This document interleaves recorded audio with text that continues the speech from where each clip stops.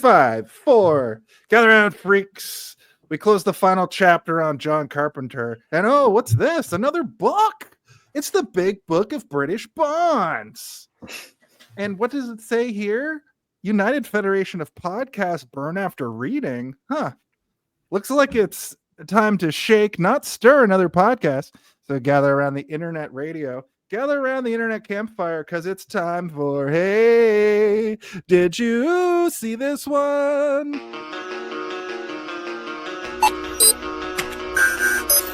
Hello, 007. You're about to embark on a high-stakes mission that could shake the foundations of pulp culture. Your objective, dive into a certain franchise with a sharp, action-packed analysis. Infiltrate the world of espionage and glitz, dissecting the cunning of your foes, the allure of your vehicles, and your iconic gadgets. Prepare to tackle sensitive topics that could spark heated debates. Everything from the ethics of MI6 to the subtext in Goldfinger. This mission captures the essence of danger and allure. Your findings may attract the attention from rival podcasters and covert organizations. Harness your charisma, stay cool under pressure, and create a podcast that leaves the listeners breathless. Good luck, 007, because this month, Hey, Did You See This One invites you to the Big Book of British Bonds.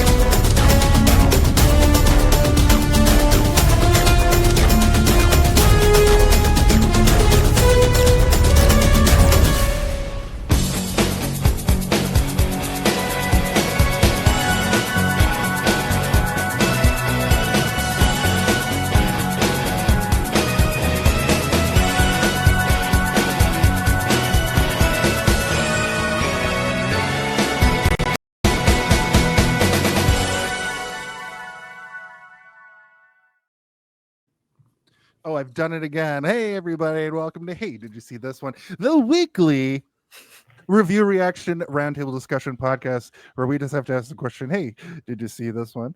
We are your co-hosts. My name is Jason, Dr. No Phillips. I'm joined with Stephen Double O Difficulty and... Oh. Whoops. And for the first time ever on the show, it's the one, the only, the host of various United Federation podcasts, including X-Rated, the X-Men podcast. Animated review show. Yeah, there it is. Thank you. To be fair, I did have to say the line 1,000 times when I was recording the thing. Fair enough. But Davan Skelhorn, welcome to the show. Welcome to the show. It's time to welcome yourself to the show because you got to get the clapping happening. Oh, here we go. Thank you for joining us. I know you love the length of this show, so I thought I'd invite you as soon as I could have you on so we could take a movie and pull it apart and leave no stone unturned. We are, of course, entering a new month. Episode would be if every week you didn't talk about how long the episode is. Probably like at least 15 minutes shorter. Maybe. 15. Okay. I'm ready for the marathon, fellas. I'm in my pajamas. I got Mr. Gigglesforth here. Oh. Here's the thing. No. Hey, okay. Jason, you already stole my joke. My joke! No! I was going to wait until halfway through. One of us is secretly a villain. Oh. Hey, you guys dressed up for the occasion. I just look like I got new glasses. They're laser nice. glasses. They're going to help me out of a laser situation. I don't know what I'm saying. This is episode 170. I was at a silent auction before this. What were you silently auctioning? Oh, I was undercover though. Okay, perfect. Deep undercover. It's gonna happen a lot. And if you're playing at home, it's season 3, episode 21. Like I said, big book, British Bonds, James Bond month. We're covering Dr. No. In this case. Yep.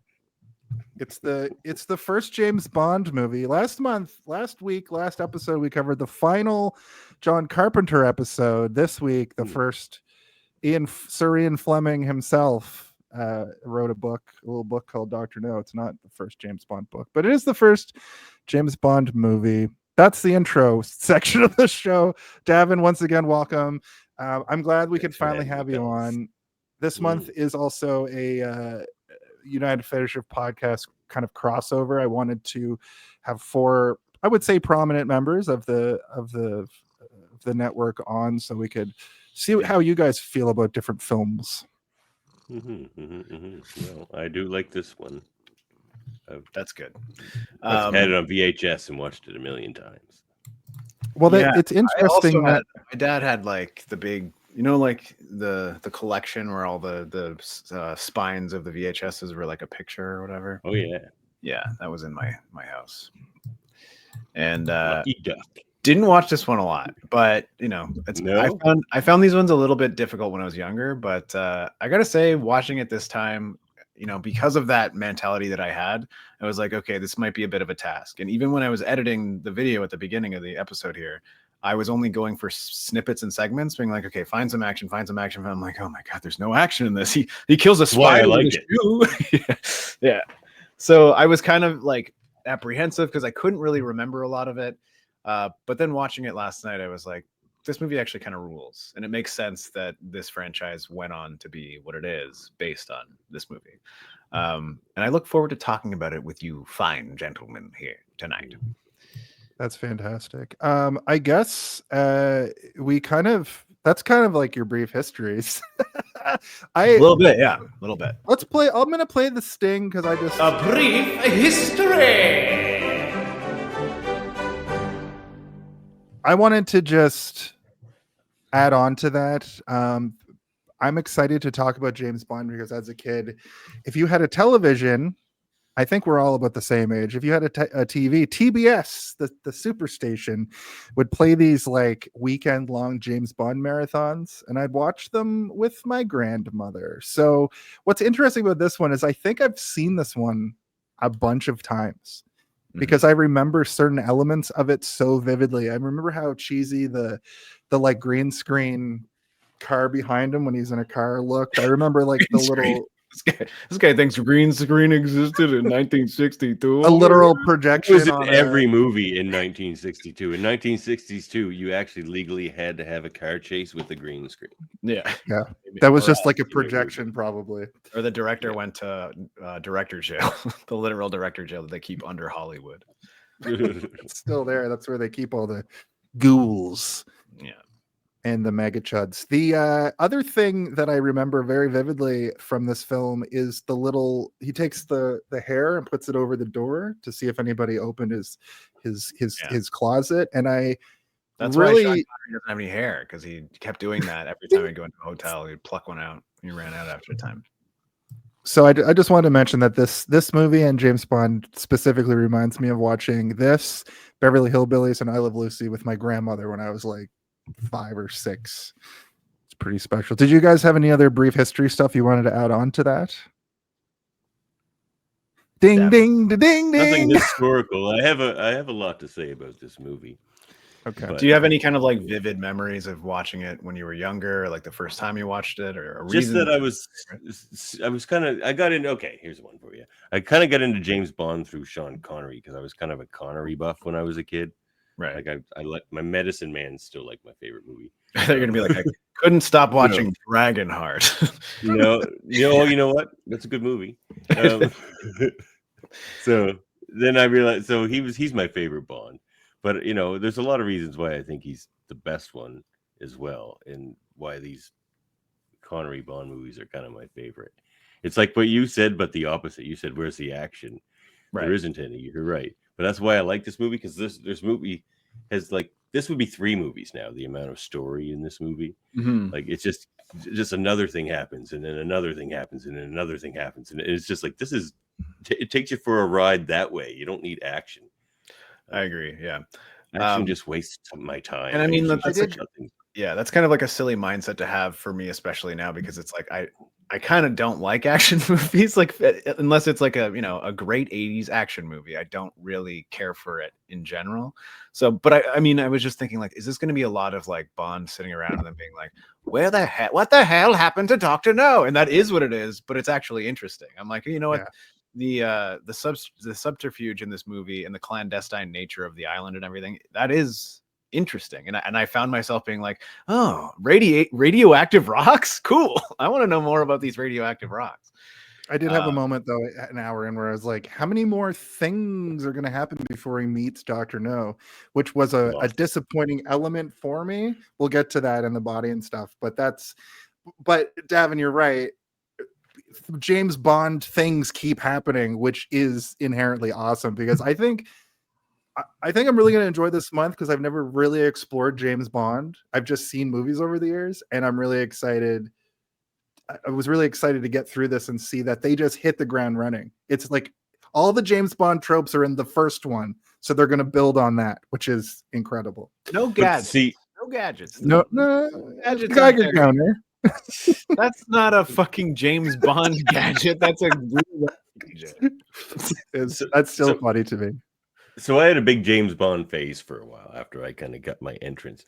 But then I kind of just eventually just kind of came back to these ones, because the reason I think Connery's the best Bond is he's super slick all the time, for one thing, but he's also kind of big and intimidating, and he looks like he could actually fight all these people all the time. There's a moment, like, Roger Moore was never believable for me in that way. Right. And there's a moment where he comes out of the you know, when he comes out of like the prison cell and he's wearing like the outfit that they've given him in Dr. No's lair, where I'm like, good fucking God, this man's shoulders are like as wide as I am tall. Like, I never he was a strong man, right? Like, he was like third in Mr. Universe or something like that. Like, so he works in that way. And like Daniel Craig, kind of like, he's buff and everything, but he just looks ridiculous in a suit. So for me, he's not James Bond. So he has everything. He looks good in a suit. But he does have their favorite Bond. But like, I do like going through all of them, right? Like, I think all of them have some sort of factor to them that there was a reason why they're in multiple movies, right? Unless you're like hated by the masses or are just kind of a prick. I think like Lazenby was like, people are like, this guy's too ugly to be James Bond. He's like, oh, ugly. I'll never make a Bond again. I like the sort of fan theory that 007 is a moniker and it's all different people, you know? So James Bond can be more debonair. James Bond can be a bruiser. James Bond can be a...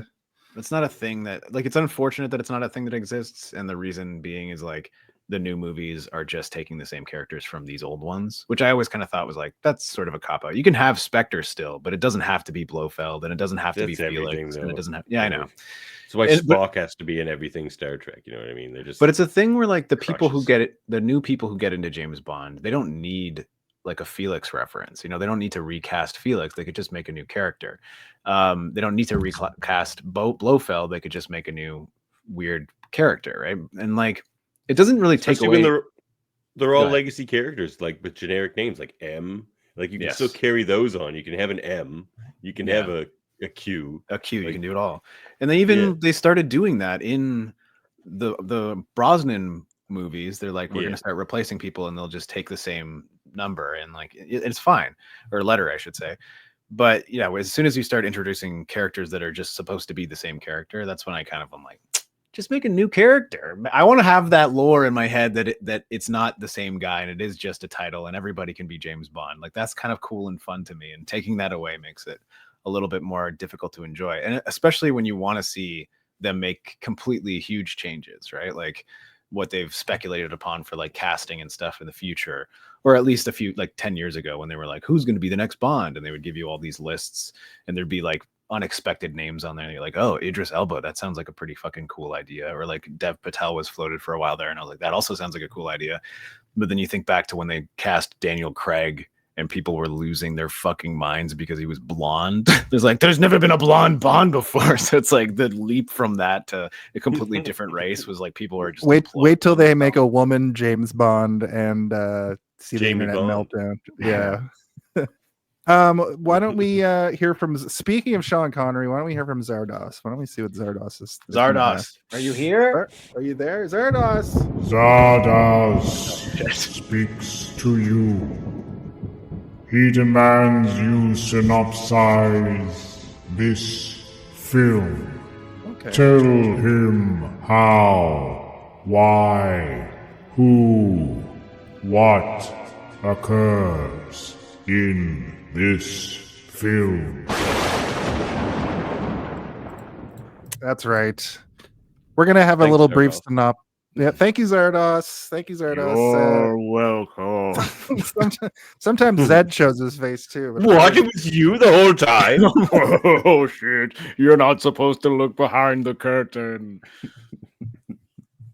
Yeah, old James Bond, Dr. Oz. Nope. Okay, this is what I'm trying to do. Wizard Oh, of sorry. Zana. What do we got? That's not what got me into Sean Connery. By the way. No, him in a bikini didn't do it for you.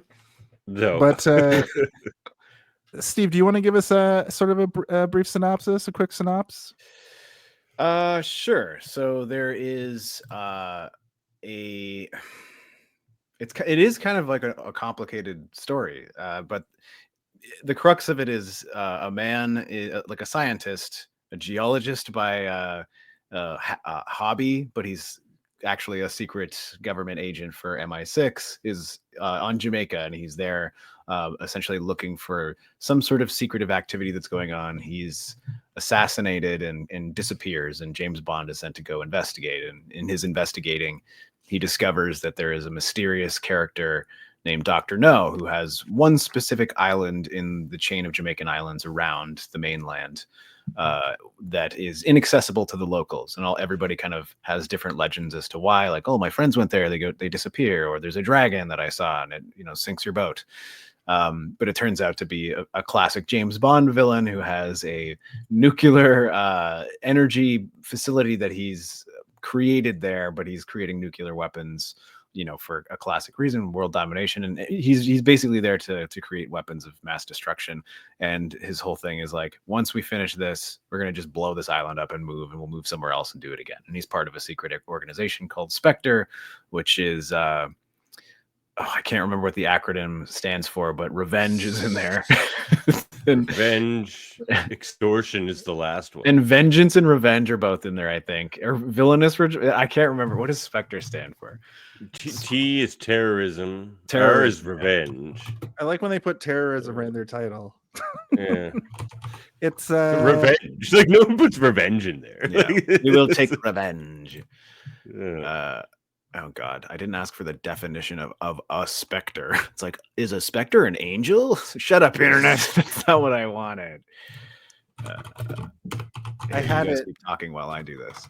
I had it earlier, but yeah, essentially Special executive for counterintelligence, terrorism, revenge, and extortion. yeah. So they're basically like anti MI6. Like, we do everything that MI6 doesn't want us to do. They're the Injustice League, basically. Yeah, That the was Legion of Doom, yeah, that was shocking to me that's what that stands for, because it's like they basically advertise that to the people that they're fighting against. He brings it up almost immediately. I loved that element. The other thing that they're trying to do is this, like, it's right around the time of the US going to space, so they're trying to topple the spaceship going to space for the first time. That's kind of his first plot. Right. Which to make America look like they can't do it. It's all tied into like Cold War stuff, and that's sort of like almost all James Bond up until late Brosnan is like, it's all essentially like the Cold War, where everything that's happening is post World War II tension between the United Kingdom, the United States, and the world, and how they deal with it. But it's almost always tied into the Cold War in some way. I probably learned about the axis of evil from James Bond movies versus actual Not from history, school. not from history lessons at school. Oh my And he's god. also a scientist scorned by the East and the West. Yeah. Right. And you Nobody can wanted tell him. that he's really scorned because he calls everybody stupid. He's like, "You're just a stupid police officer. Everyone's stupid but me." It's like, well, you can't be that smart if you lost your fucking hands, you idiot. Like, don't talk about my robot hands. No, but he says a criminal has to be smarter if they're successful. Yeah. By nature. As To get he, away like, with it. Uses his palm to like open a beer bottle. Like, what the heck? His hands didn't seem so great at the end. Yeah. No, that was his undoing. But moving along here, we can do a little bit of production talk. We don't have so much about the production, but we will talk about some other elements of the film. Oh, I'm sorry. I was pouring myself a vodka martini, shaken, not stirred. Let me just figure out where the hell I am here. What are we doing? All right. Quiet on set. Are we rolling? Okay, let's shoot this piece of shit. Sound. Speed. Action! We take 1 week off and we forget how to do everything. First and foremost, the budget for this movie was only $1.1 million. $1 million. The same amount that his fish tank cost or whatever. Yeah. And it was all in the fish tank. The rest of it was just shot guerrilla style. But the movie made $59.5 million, which means we need 27 sequels over the course of the next 50 years, which is fantastic. This movie is directed by Terence Young, who would go on to also direct From Russia with Love and Thunderball in the series, plus a bunch of other stuff. He worked until 1988. There's not really anything else of note except for maybe The Klansman, which they remade. A few years ago.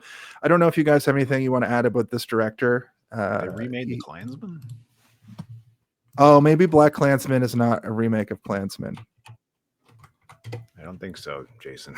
Okay, well, my bad. I made an assumption. You called me on it, and that's part of the show. So welcome to Hated to See This one. Bringing back old habits. Old habits die hard on this show. At any rate, do you have anything else you want to mention about Terence Young? Not really. I mean, I wouldn't say that his career is not noteworthy. I think that a lot of his work is prestigious and has garnered a lot of attention, and like considered him to be a fairly accomplished journeyman director. But I also don't have a ton of. I don't steep myself in the 1960s and 70s in the same way that I do in the 80s and 90s. So I don't have a ton of like interesting fact about this. Like I don't really know all that much about it. I think something that would be more interesting for this part of the show would to be like, have you guys ever read an Ian Fleming novel? And if so, is there one that you like, or is there a movie that connected with you, or a book that connected with you in any way? I guess, have you read a book? Is the first I've never read a book. Never read a book. No. Oh gosh. Moving on. Well, what I will say, I can't read. I don't know how to read. My name is actually Devin. I just spelt it wrong for you. What did I spell? Oh. I did notice that they made some. There was one liberty that I noticed that Puss fell. They say that he lost a hand, or he got his name from fighting alligators, but in the book, Doctor No, he fought an octopus, and that's why he's called Pussfell. Yeah, because he felled an octopus. But they're like, no, he fights alligators. Why would you change that? I wonder, maybe octopus at the time were still considered to be like a weird thing that not a lot of people were like familiar with in terms of like what an octopus can do strength wise. Because octopus are like one of the smartest creatures that exist on planet Earth, but like people haven't really fully understand that en masse until like recently. For a long time, octopus were just like just food. Yeah, it's food and a goofy, weird thing that slithers around. But then the more you learn about octopus, the more you're like, these things are kind of terrifying. Like I'm scared of it. When Popeye fights one in the Popeye movie with Robin Williams, that's pretty terrifying. But also alligators or crocodiles, immediately people know like, oh, they'll bite your hands off really easily. It's like one clamp and you're done. Whereas like an octopus ripping your arms off is way scarier to me, at least. Like how long would you have to be fighting that octopus for that to happen? Who knows? I'd like to talk about an element of this movie that really surprised me. The tank that they think is a dragon. We'll talk about it at length during the actual body of the episode. But I was really interested that this had almost like a superhero movie aspect with them. There's this weird lore of there being a literal dragon, and people aren't really quite sure what it is. And then when you see, you realize that Dr. No is an insane person who drew a dragon's face on a tank and that shoots fire. I was like, that is incredible. That's a really cool thing to put in a movie. James Bond movies are like, a lot of the time are pretty grounded as far as I thought. And this seemed like the first movie has this. Like Moonraker. Have you seen Moonraker? Yeah. That one is not anyone with Jaws in it. Odd Job. He kills you with a hat. Like James Bond is not grounded. This is like the most grounded one. Yeah. This is why it's my favorite. And there's a man with robot hands in it who's like, let me serve you some food with my robot hands. Just cracking but like in half. Like you mentioned, Steven, that like, it had all the tropes, but like what I like about this one is they weren't tropey in this one because it was the first time. Like, and they sort of setting a precedent is what they were doing. Yeah, like James Bond becomes a meme, like James Bond movie. Yeah, like, but in this one, it's just like it's smooth and it doesn't feel like, oh, here's the gadget scene or here's the ladies, the Bond girl reveal, or like it's true though, because more organic. Going into this, I was like, is there going to be all the stuff that I'm used to, and how much of it is going to be here and how much of it comes after this? And you know what? It had all of the stuff that people, the Craig movies kind of went back to this, right? Where they're like, we're not going to have all that stuff. We'll have like a brief little like gadget scene where Q gives you a fancy gun. And that happens in this movie. He gets a new gun. That's the gadget scene, is him getting like, this gun can blow a man's brain across the room or whatever. I can't remember the exact line. You can kill a man with this gun. Yeah, your gun can barely stop a man. He basically calls his gun a girly gun. He's like, what?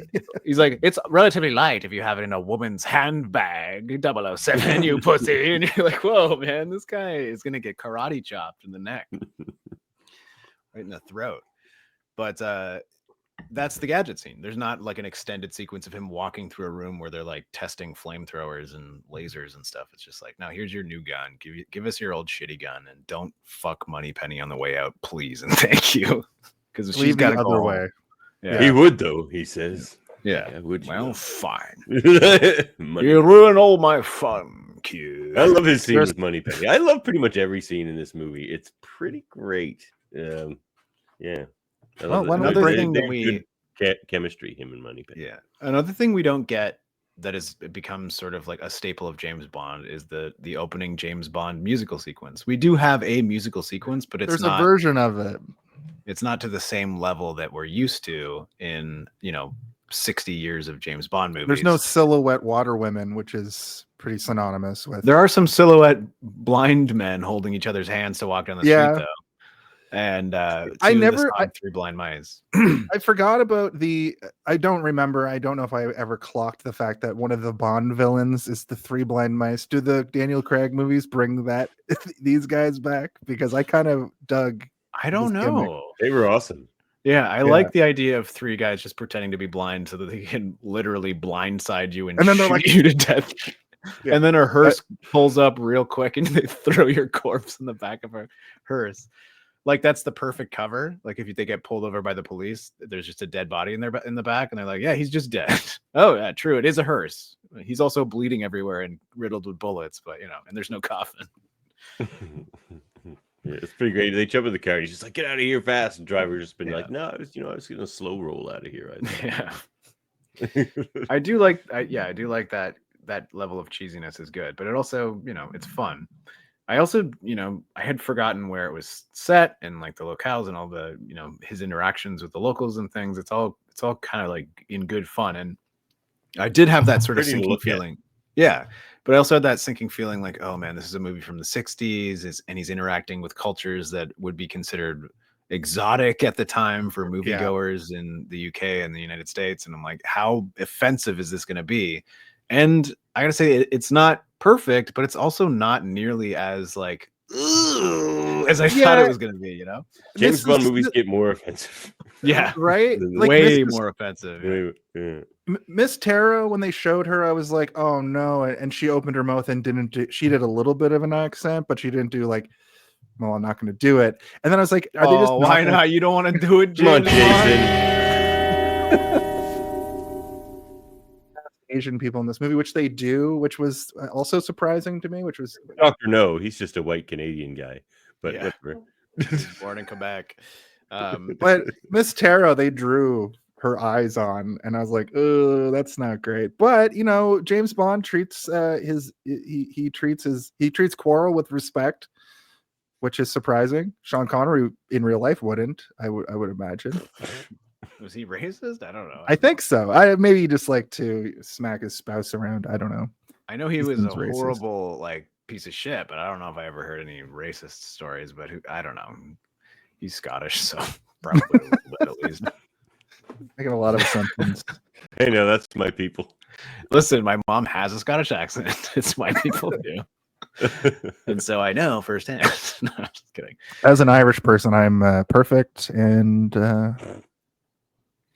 potatoes. Go back to your island, leprechaun. Oh my! I'm not allowed. Remember in like the 14th James Bond movie where the leprechaun attacks him? The assassin known as the leprechaun. Odd Job? No, I'm thinking of Austin Powers. The guy who's like, "Aye, they're always after me, Lucky Charms." Oh, fat bastard. No, that's not right. I got a turtle head poking out. No, that's okay. Fat bastard is Scottish. I'm thinking of the assassin in the first Austin Powers who just wears like he just looks like an IRA member and he strangles people with a little charm bracelet. And he's like, people would love to find that little piece of evidence, wouldn't they? Oh, they're always after me, Lucky Charms. Yeah, that guy. Yeah. I forgot about that character. Well, they are. They're after me, Lucky Charms. I wanted to see. I looked up a lot. Why is everyone always laughing today? Though? I wanted to see if she did anything after that. Frau Farbissina cannot stop laughing. She just thinks it's the funniest fucking thing ever. I've probably seen Austin Powers, the first one, like a million times as well. Like it's one of those movies that I just watched over and over as a kid because I thought it was like absolute genius. I'm like, this is the peak of cinema, people. We can shut Hollywood down. This movie's gonna win all the Oscars. It's the way I felt about Dumb and Dumber. Yeah, Dumb and Dumber is peak cinema. Yeah. It'll never lose its luster in 25 years. When you watch it now, you're like, what the fuck? It's still funny. This isn't a podcast about Dumb and Dumber. It should be. Maybe we'll have you back for Dumb and Dumber. We'll do a Fairly Brothers month. I'll wear my powdered orange suit. I just wanted to make jeans. I'll just make a sound that it's going to really annoy you. Yeah. The only thing I really want, speaking of that sting, the only other thing I really want to mention is the soundtrack, the score of this movie. If it isn't just the James Bond theme playing, it's variations of the James Bond theme. And I was saying to Steve before the show, I got bored a couple times in this movie. Sold, which happens. It's still great. But I was like, every time that music would click in, I was re-engaged. But the main James Bond theme never really played when he was doing an action. No, just like going around. I think that was like that was by design. I think they were like, all right, the movie's slowing down a bit. He's just walking through an airport. Ding, ding, ding. Yeah, and he's like, I think it does play during one of the car chases, though. Okay, you might be right. Yeah, but I did notice that there were a few moments in the movie where I'm like, this scene would probably be very boring if this music wasn't playing right now, and it's just him great riff walking around. Yeah, it's just him walking around doing stuff. And I think that you're right, Jason. It was people even in 1962, they like instead of pulling out their phone, like someone started pulling out a newspaper and started reading the newspaper in the movie theater. But we need to have some sort of sting here that'll get people's attention again. And then I think that's the part of the charm, though, that it's like a little more subdued. It's like he goes to this island and just everything is just slightly off. So it's kind of like this weird ominous nature to this movie. Like it had can't trust anybody. There's a spider crawling on in 1 second. Yeah. Like it's just like the island has a secret, and that's always really fun and cool. It's like going to like Hot Fuzz when he goes to the town and everything's like so perfect, but he can't help but senses like there's something off here. Like it has that sort of vibe to it. Like the town has a mystery, which is always compelling. I didn't find it difficult to not look at my phone during this movie, like at all. Like I was able to get through it all, you know. What version did you guys watch? I found a 4K transfer that looked stunning. It like every time they would show wide shots of tropical areas, I was like, the cinematography for these shots, like I'm just waiting for the next one. Did you guys I found a version of it that was in 10-minute chunks on YouTube, and I almost watched that, and I was like, you know what, I'm going to show. Did you not learn your lesson from Memoirs of an Invisible Man? That was different. That was a recorded from a VHS. There's like 3 or 4 versions of this movie on archive.org. Yeah. I have all the James Bonds on my computer in 4K, so I watched a 4K version as well. That would have been nice though, because I do like the scenery in this movie, and that goes a long way with me. I've come to realize in a movie, a lot of my favorite movies are in like tropical places, or like it's just like I get bored of looking at like a gray cityscape. Like I don't really like that so much. Yeah, this one you could kind of feel the climate with each sequence. When you see them in shorts and there's like a little patch of sweat on his chest or whatever, you're like, oh man, I know exactly how hot it is there right now and how humid it is. When I can feel it through the acting. That little stream, when she's like, come with me, and they cross the little stream and go up like the rocks, I was captivated by that moment. But if you guys don't have anything else to mention about the sort of the making, production, or those kind of elements, we can get into it. We can start talking about this story. You don't want to talk about the rear projection? I think that's been covered. I've seen worse. Yeah. Yeah. I mean, yeah, it's not the worst I've seen. It's not great, but I've definitely seen worse as well. It's just, it's one thing that these old movies will never be able to. They did their best. There's only so much you can do. They didn't have the camera rigs that we have now. They didn't have the ability to do what we do now with cars and stuff. But I will take a 60s or 70s movie car chase over any modern one. Yes, they do those background things that are weird when they try to show the interior driver of the car, but otherwise it's just real car chases. Yeah, like, it's all just practical people whipping around streets and stuff, and it feels real, you know. I love the 70s. The 70s got like really nailed it, but this movie is great too, because you don't just get in car like shots. 70s movie. Yeah, exactly. It definitely feels ahead of its time in that respect. He Tokyo drifts kind of a couple times going around those turns. They really love filming him going around turns in this. I have to give an honorable mention to The Matrix Reloaded, because if you watch the making of that car chase, it's all done practically. You think it's they CG. built. You're so used to that era being all CG, and then you watch the making of it, and you're like, oh, this is all practical. And then you go back and watch it again with that mindset of this is all practical, and it's fucking amazing. The only thing that's like CG in that is the one part where she's going against traffic. The cars that are coming at her, a lot of them are CG, and then when the two trucks crash into each other, that's like when they're like accordion into one another, and you're like, this is clearly CGI. Like everything else, it's all fucking real. And I'm like, ugh. But when those chemical brother ghosts zone out of the car, that's real. They really got real ghosts for that. All right, you don't need to be fucking pejorative about it, you bitch. They call me Pedgeron. Yeah, Star Trek something or other. I'm just saying it's worth mentioning because we didn't know how good we had it at the time, because now all we have is, you know, a camera that doesn't exist or can't exist floating around CGI that can't exist and doesn't exist. So when people go back and try to do things practically, you have to give it an honorable mention. So much CGI that you're basically just watching an animated film most of the time. There's so much CGI now that you watch the Matrix Reloaded car chase scene and you just assume it's CGI when it isn't. and so then you don't appreciate it and you're like, this is shit, but it's actually good. It's like trying to look at art on the internet now. You're like, is that AI? Is that AI? It's probably AI. Like it's It's probably God, don't AI. get me If it's started on Jesus, that. if it's Jesus hugging a dog that turns anthropomorphic, it's probably AI. Well, We didn't start playing those live.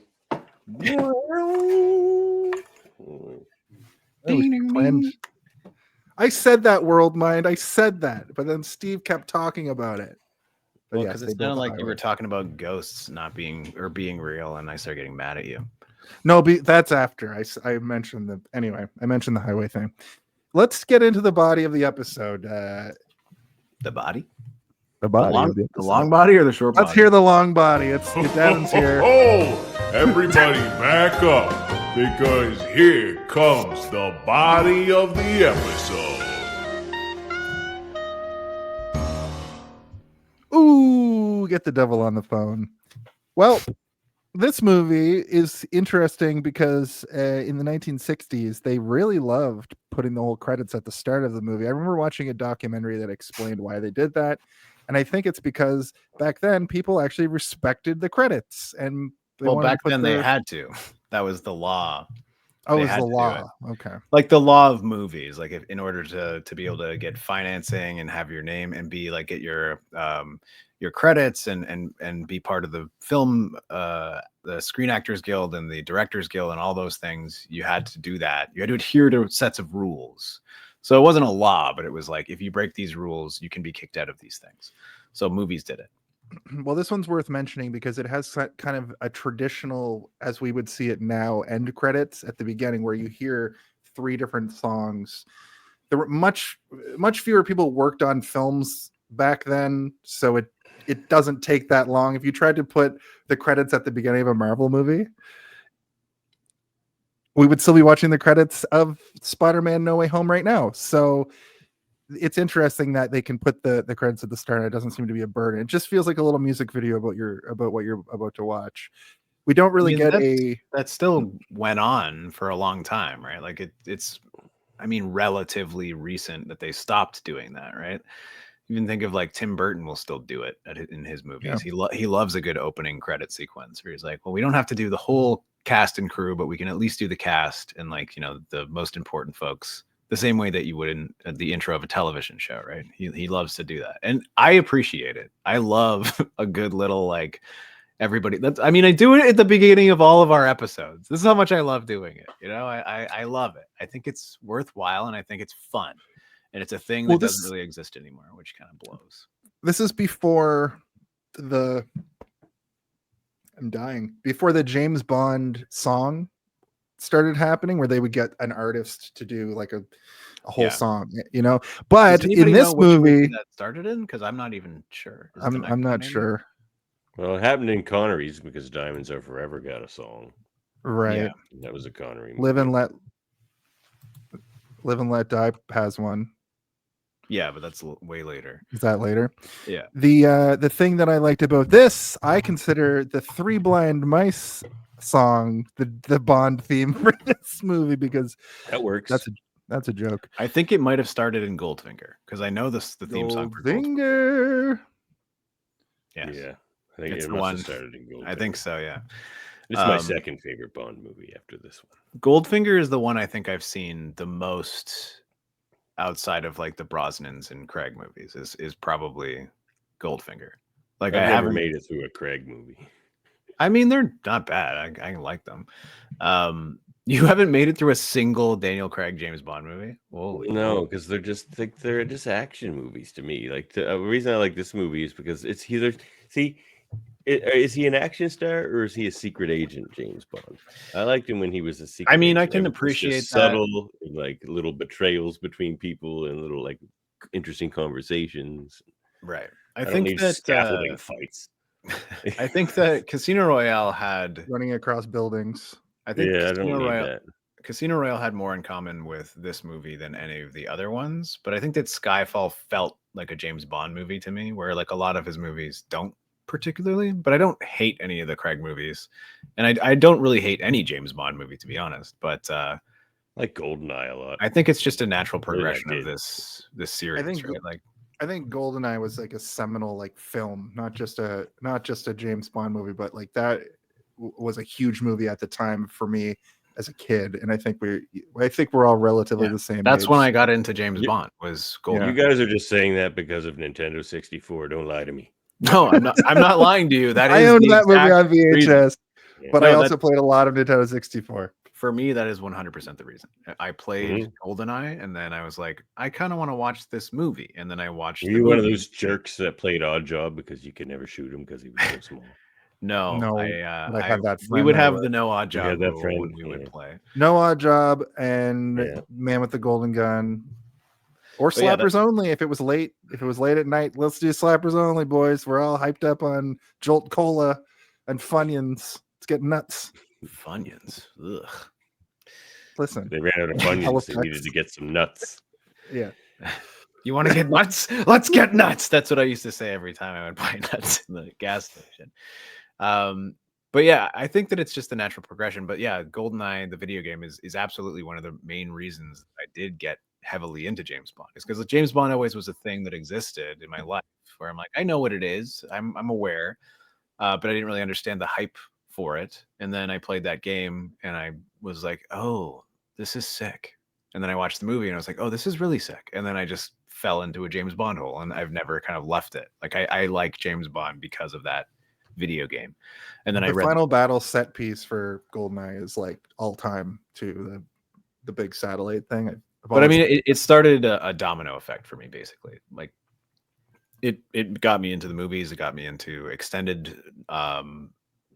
the extended sort of lore beyond it, and then books and all of it. Like, so like I consider myself fairly well versed in James Bond, but like I'm not a James Bond expert. I can never go on Trivial Debates, a UFP classic, about James Bond, but I do like James Bond. And every time I see that there's a new James Bond coming out, I get a little bit excited. I go, oh, all you need to have is that, that kind of like just any kind of version of it too. It doesn't have to be a guitar. It could be a violin, could be a harp, could be a piano, could be a bunch of people doing a cappella. And I'll be like, Billie Eilish. I'm feeling it. Yeah, I'm feeling it. I like the Billie Eilish one.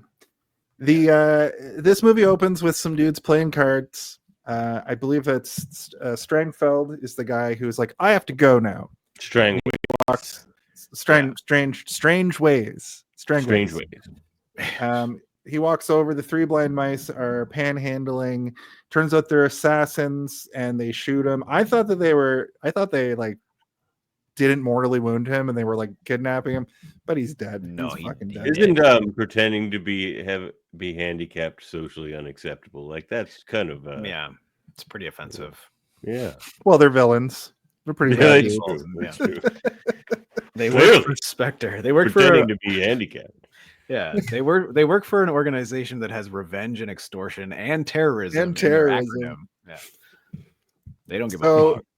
It cuts over to an operator who's trying to call MI6. Sensitive in there as well, right? Get an eye inspector. Spell Spectre with eye. Racist is in there as well. Dr. No is like, it has come to my attention that you are being ableist, and now I must force you to take this sensitivity training. Please follow me to a giant room. How do you feel about the elderly? Yeah.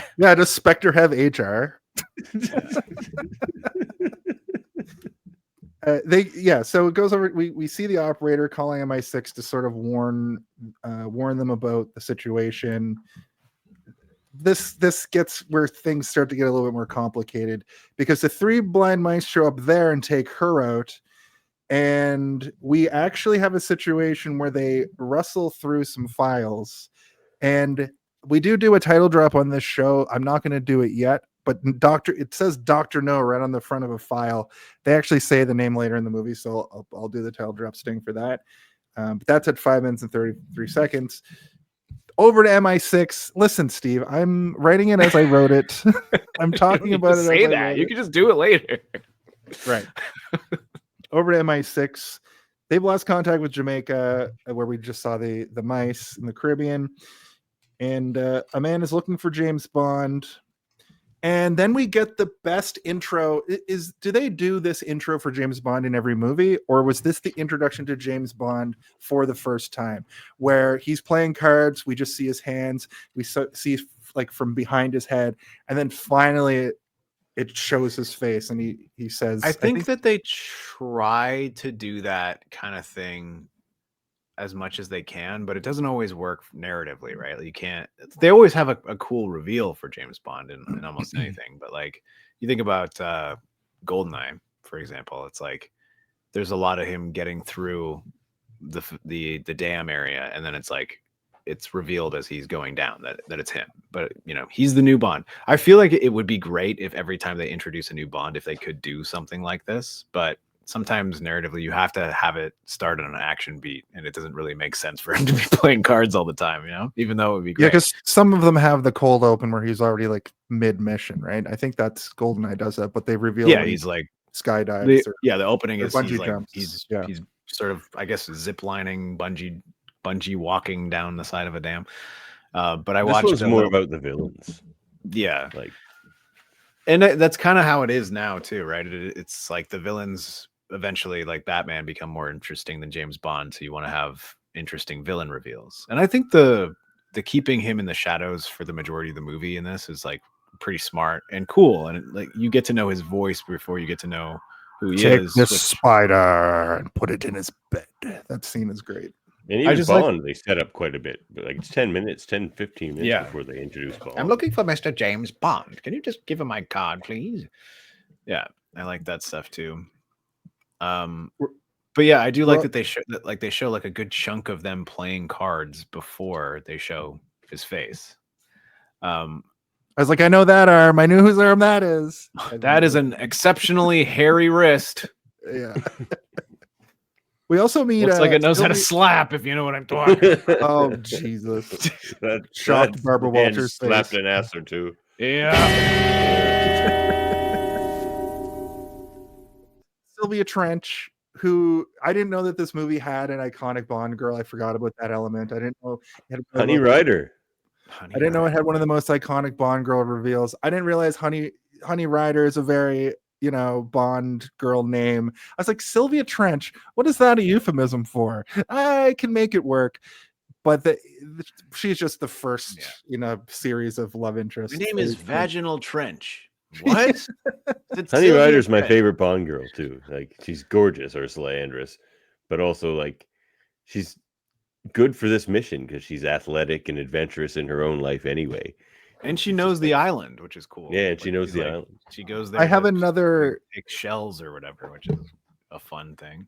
I was going to talk about it when we got to her, but since we were just talking about the differences between the book and this movie, when she's introduced in the book, all she's wearing is a swimmer's mask, like a snorkel, and her belt with the knife on. Yeah. I mean, yeah. Jason just immediately started whacking off when he got the mental picture. There's like a million times in this movie where they almost show her naked. They're like, and shower scene, and get undressed. He's like, how about the lady first? He's just like, just like they cut away. And like, why are they bathing? Like, you already smell better. It's like, why are they bathing? Anyway, they're not bathing. They're getting rid of radiation. Decontaminated. What are you talking about, bathing? No, when they're in a little lake. Oh no, she's trying to get the salt off of him. Get the salt off. Leave him alone. Yeah. You smell better. You stink, 007. Yeah, I mean, she's all right. I don't think she's my favorite Bond girl, but I also, I don't really give a shit about the Bond girls in the same way that most people do. Yeah. When Daniel Craig came up the beach in basically the same. Yeah, my favorite Bond girl is Daniel Craig. Yeah. Because they redo that in Casino Royale, right? But with him coming out of the water, basically in the same frame, and he's wearing like his Speedo is like skin color. Yeah. I also don't like ranking human beings. I don't mind ranking movies, but I don't want to rank human beings. It seems weird to me. Rank every Bond girl now. He does second Christmas Jones. A lot of fajita from. Yeah, a lot of vagina. Ivana Hump. Yeah. Natalia on the top. Natalia on the top. No, Xenia on the top. Not Xenia on the top. Yeah. But eventually they get to Octopussy in this series. Yeah, that's when they're like, let's just call her Octopussy. Like, what? That's not even a real. Like, no one's named either of those things. Well, in this movie they are. It's a Bond universe. Everything's fantasy. Well, Sexual innuendo. This is my assistant, Hootie McBoobity. Don't stop. Her eyes are up here, you pervert. Why is M just always narrating? I like that M? element. Q, one of them. Q. One of those letters. He says the thing. He says, "My name's Bond, James Bond," which I popped for. I thought that was fantastic. And we're introduced. That's James Bond in a nutshell. How did I get into? He's called away. Very good. And Sylvia and him flirt, because of course they do. And Bond just flirts with everybody because he also flirts with Moneypenny. He flirts with Quarrel a little bit later on. It seems like it almost feels like a weird like Quarrel wants to be like, "Are you trying to fuck me or what? What the hell's going on here?" Just wondering if there's a back room we could go into and talk for a while, perhaps. But make sure we get some privacy. Exactly. He really just Sean Connery's Bond really just takes what he wants in this movie. He's not a good guy. That's another thing I No, like about this. yeah. He's a secret agent. He shouldn't be a good guy. He's not an action hero. He's not a hero. He kills pretty much everybody he meets in this movie. Like Here's how I describe James Bond in this film. He's an invincible hot doofus. There's a scene where he walks up to, I think it's the Asian lady, and he just like says some flirty thing and just blinks at her. Like he's just blinking, like that's the only thought that he had in his mind. And she looks at him like, "God, you're hot." And that's just the interaction that he has with these women. I think that it's interesting that that Honey Ryder actually can keep him at bay a little bit. She's not impressed by him at first, anyway. Right. She thinks he's there to steal her shells. She's like, "Get away from me! These are worth $50 in California or whatever the fuck." Malibu. Which was like $600 in 1962. They're not close. Did she like swim? Does she swim from Malibu to Jamaica? Yeah, I think she probably uses her shitty boat to go back to the mainland and sells it to some pervert from Malibu. He's like, "Listen, honey, I'll give you $25 for these." But really, he just wants to look at her body. He just wants to look at her. Yeah. Which, I mean, you know, he doesn't get breaks the shells afterwards. Smashes. Snorts them. She won't sleep with him, so he's just like raging out, breaking the shells. I can't believe I spent another $500 on shells, and she still won't sleep with me. She thinks that I'm running a whole racket with these shells. I've given so much money for these shells. They're just conch shells. I like you that call them concept. cock shells. Conch. Aren't they called conches? I thought it was a conch. Conch. It's conch. Spelt conch, but it's conch. Are you having one of those like, how many times have I said the wrong thing my entire life? Yeah. For those who are unfamiliar, I used to call a tight rope a type rope for like my whole life until I was like 25 years old and saw it written down. I was like, wait a minute. Wait a minute. It's called a type rope? I mean, a tight rope? It's a type of rope. It's a type of rope. It's just, hard. It's easy to walk on. Easier than for me. Loose rope, realizing it's not Minneapolis. It's Indianapolis. It's Minneapolis. And I'm a wrestling announcer with a couple people in my company from Minneapolis. And I had to he's like, "It's Minneapolis." And I'm like, "What did I say? You said Minneapolis." Anyway, he goes and gets briefed from M. M tells him the situation. Listen, I think about it every day. The vowel sound they removed from Mississippi and stuck it in that one. True. I think I just had those two cities mixed up in my head. Very mixed up. Let me get back on track here. There appears to be some sort of like a missile situation where they're getting toppled, which essentially means that they're just put off course. M talks about there being like a bunch of like laser guided missiles around the globe that have been all pointed at one direction. Is that what Dr. No is trying to do? Shoot missiles at the spacecraft, or is he just trying to topple the spacecraft so it crashes?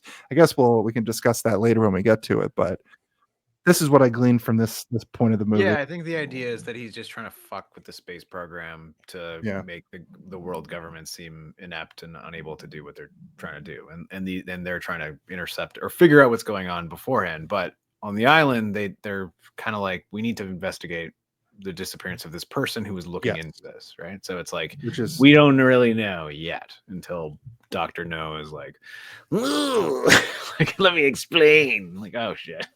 So I will say, when he's given the information about Strangeways, he's like, you have to go and investigate. We do get the mention of a sort of Bond-esque gadget. And he was like, the information I'm giving you is in a bag that will self-destruct upon reading, which is a classic spy, trope. Yeah, but I think they stopped doing that one. They're like, it's kind of weird. Like, what is it? Just a bag that catches on fire? Like, burns up, probably. Yeah. Just burn the note, like it's or the tape or whatever. The fire to blow up. Just eat it. Just eat it. 007. It's printed on edible videotape, but it's an audio paper. Recording. 007. Yeah. Just eat it. Also, is it cake 007? He cuts it down. Well, he pulls out the better gun, and he's like, "Is it cake?" And it's not. It's an actual. What's the gun called? My God, it's cake! Can't believe it's cake. He PPK. The Walter PPK is the one that he pulls out, and Emma's like, "This can actually kill people, unlike your Beretta, which is your shitty gun that you've been using for 12 years or whatever." Remember, it jammed on you last year, 007. I want to keep. I have the lowest casualty rate of any director. You have a license to kill. We want you to be killing people. In fact, he's just a middle manager. That guy, though, like he's just trying to be a middle manager, trying to justify his job. Like he's pretty funny. Later in the movie, he kills somebody in front of Honey, and she's like, "What the hell?" And he's like, "It's necessary." So. If I had my other gun, he probably would just be horribly wounded. Yeah, he'd be drowning right now instead of being shot. This Bond just asks you 2 questions, and regardless of what you say to him, he just shoots you at the end. He waits for hours for that guy to show up to try and kill him, and then he just shoots him. That was an awesome scene, though. It's a good scene, but he kills him so fast. He doesn't get any information out of him. No. It's like, who do you work for? This episode's on Memorex. Sorry. Yeah, I also really enjoyed when he puts the gun down, he like sarcastically pushes it toward M, like, okay, I guess. And then I like how he tries to walk out with his old gun. Yeah. He's like, 007, leave the Beretta. Why can't I just have both guns? His slick Bond shit doesn't work on his coworkers because they're all like slick James Bonds too. So that's pretty funny. We know you to the point that M's like, do not leave out that. Do not talk to Moneypenny on the way out. And then he tries to talk to Moneypenny, and M's like, go. Okay. I was gonna bang this chick right quick, right here. Look at her. She's into it. She's Isn't literally supposed to be like 3 a.m. or something when they're in there too, or something like that. It's like something. Like he's like, it's 3 in the goddamn morning, 007. Isn't that what he? I swear this isn't a line. Maybe I'm just misremembering. I feel like that's the case. That feels right. I didn't make a note about it, but I don't know what time it is ever in this movie, because when they're in Dr. No's lair, they get knocked out before dinner, and then when they come to, it seems like morning, and then they're like, come down to dinner. So I don't know what the timelines are. But he's also like, you've got to go in 3 hours and 25 minutes and 46 seconds. 45 seconds, 44 seconds. It's time's ticking, 007. Well, you're still talking. I'm gonna listen. 43 seconds, 42 seconds. Anyway, I like this when this movie changes to a new thing, it just fades to black, almost like a Star Wars fade to black wipe, which is interesting. But he gets home and Sylvia Trench is there playing golf, half naked. He's like, how did you get in? There's no time to worry about that. I have to go. Fuck. Never mind. Now you're here. Just a quick. Yeah. He literally standing up only. Let's go. He's like, I'm going to pack. I gotta go, but not just yet. Fade to black again. And they definitely bang. And they kiss. The kiss is so gross. Oh no, I pressed her. I was gonna be like fade to black, and I pressed the ding dong instead by accident. just the word up close. Like he really kissed that woman. We noticed that in. Did you guys notice her eyebrow is wild? Like, she's yes, like... she's got the Dwayne the Rock Johnson eyebrow. Yeah, she could smell what the Bond was cooking. Yeah, it was whiskey and other women. She looked crazy. I was watching it with Danny, and Danny was like, "What the fuck's going on with her face?" And because she'd be like, "Well, maybe I'll meet you later," and I'm like, "That's too much of an eyebrow." Like to the point, it looked like half her face was paralyzed. Like she was just like, maybe she had a palsy of some sort. Possible. Maybe I'm making a horrible joke right now, and Dr. No is going to come at me from the HR Department of Spectre later on tonight. Seems you were making an ableist comment about somebody had a horrible tragedy. You're going to have to come down to the octopus chamber. No. Isn't that where you lost your hand? Fight an octopus and an alligator at the same time. Anyway, he hangs 10 off to Jamaica. And we get the classic James Bond tie look, not the bow tie, but the tie, which is his roll around look. Should I switch to a tie now that we and then I'll switch to my one-piece bathing suit. The weird men's 60s one-piece. Yeah, my powdered blue one-piece bathing suit with a bloody hole in it, but there's no like wound underneath. Yeah, well, okay. Don't ask questions. He's being watched by several people in this airport. There's the woman taking pictures. There's a driver. The driver comes up to him and is like, "Get in your car. I've got your car here." Does he make a phone call to find out that the driver's an op? No, they get chased, and then he realizes during the chase, he's like, "This is probably a setup." So I'll get this guy out of the chase. When he's in the airport, he like makes a call and he's like, "Did you send a car for me?" I don't. And they're like, "No." Oh, right, yeah, right. And then he's like, "Okay, got it. I'm gonna get in the car anyway." Yeah.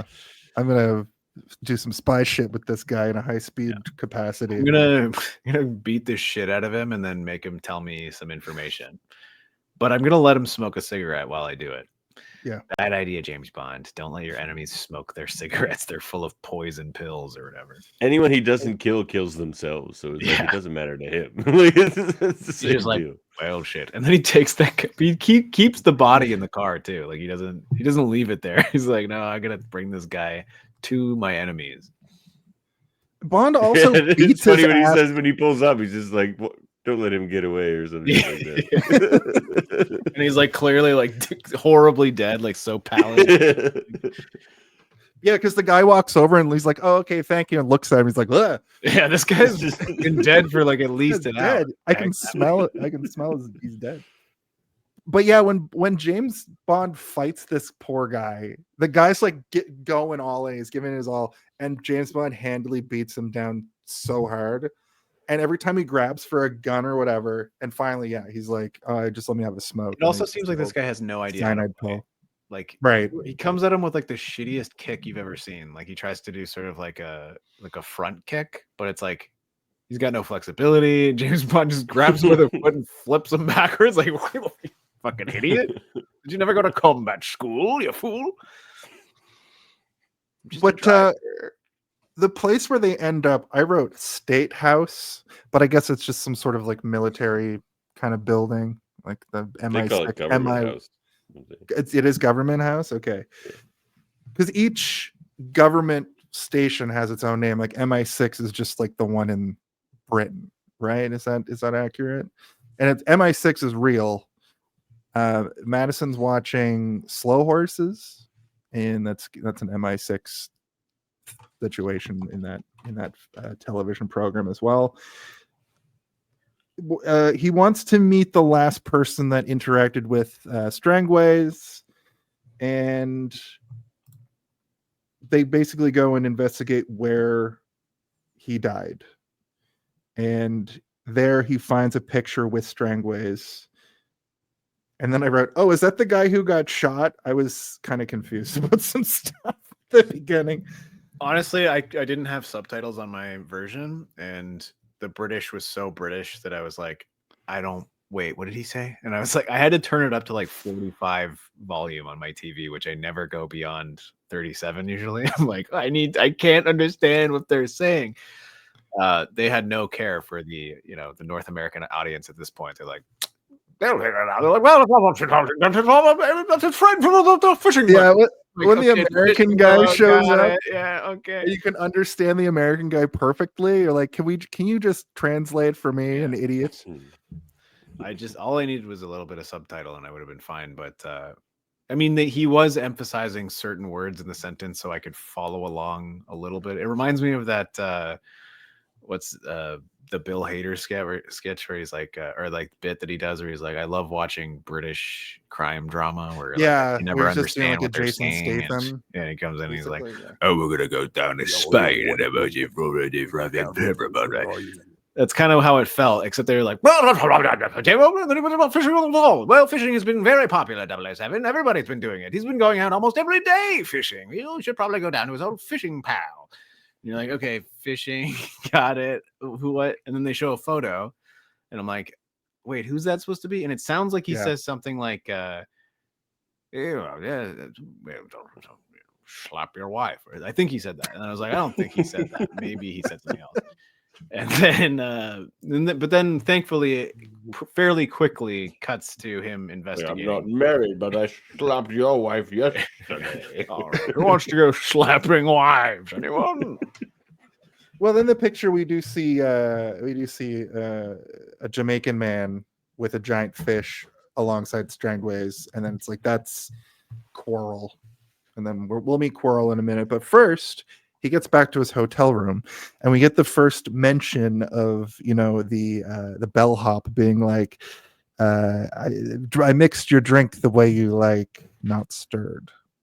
Yeah, which again, stirred, or not. There's no movie before this to establish that. You'd have to be but there's a series of books. Yeah, so and I wonder, like in the books, I guess that was a thing, but like yeah, what does that even mean? Like it's actually just a music. You have to know music to be able to. Oh yeah, okay, got it. And you're like, wait, what's this bit at the end?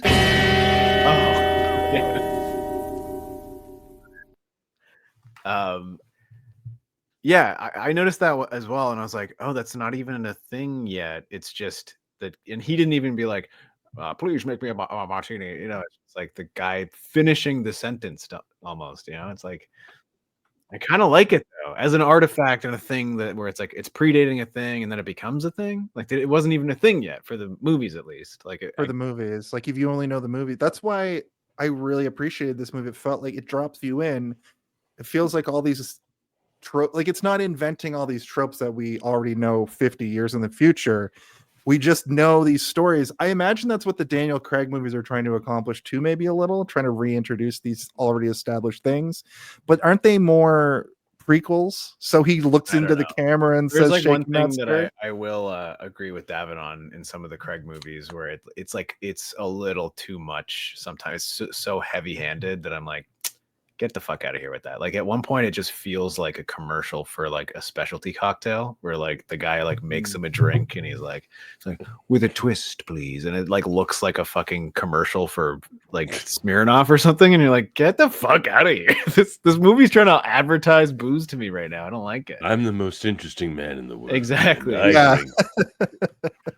That's a good point. That's kind of what the Daniel Craig movies like. I have absolutely no issue with product placement in movies because I understand that you need to pay the bills, and I also understand that products exist in real life, so having products in movies doesn't really bother me. But when it feels like the movie takes a breath and it's like, okay, now we can relax and enjoy this fucking Snickers, this shake martini when you're hungry with a lemon twist, and you're like, what the fuck is going on here?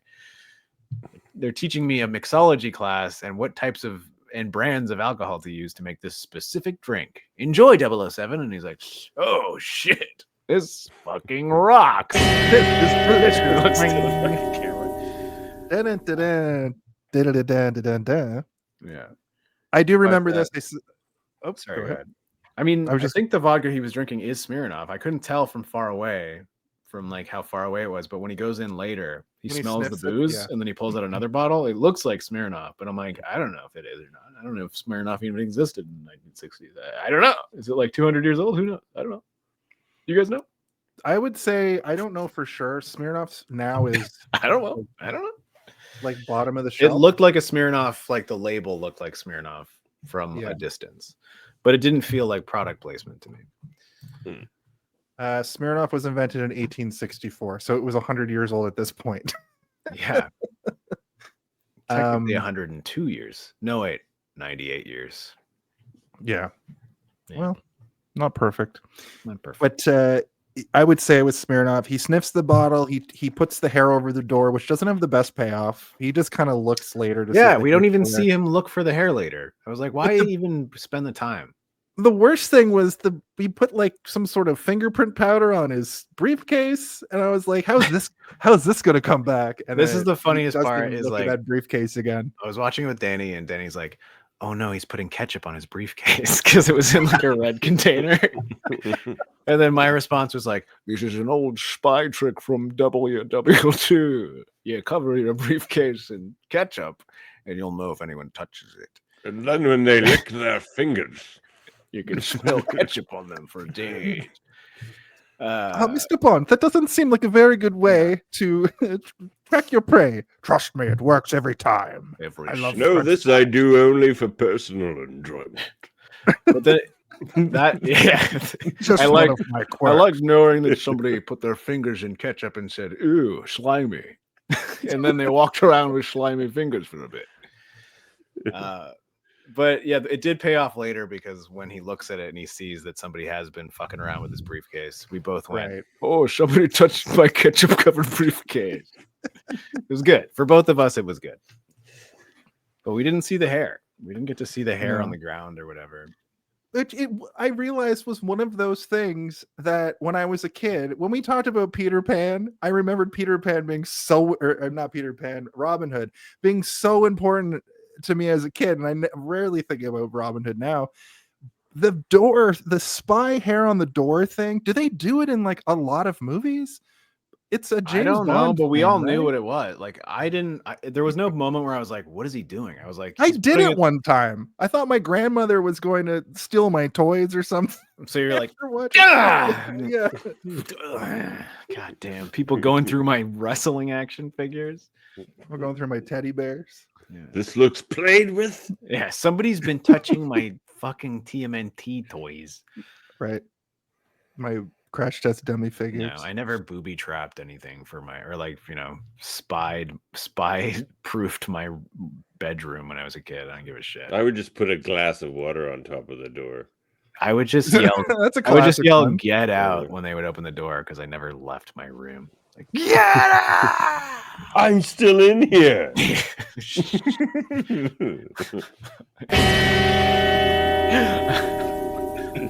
Good gravy. So they hit up the nightlife. They hit up the club. It was one of the last places that Strangways was seen. It's where he disappeared from.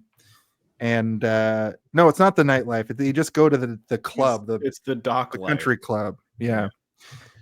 He investigates Coral, a boatman that helps Strangways fish.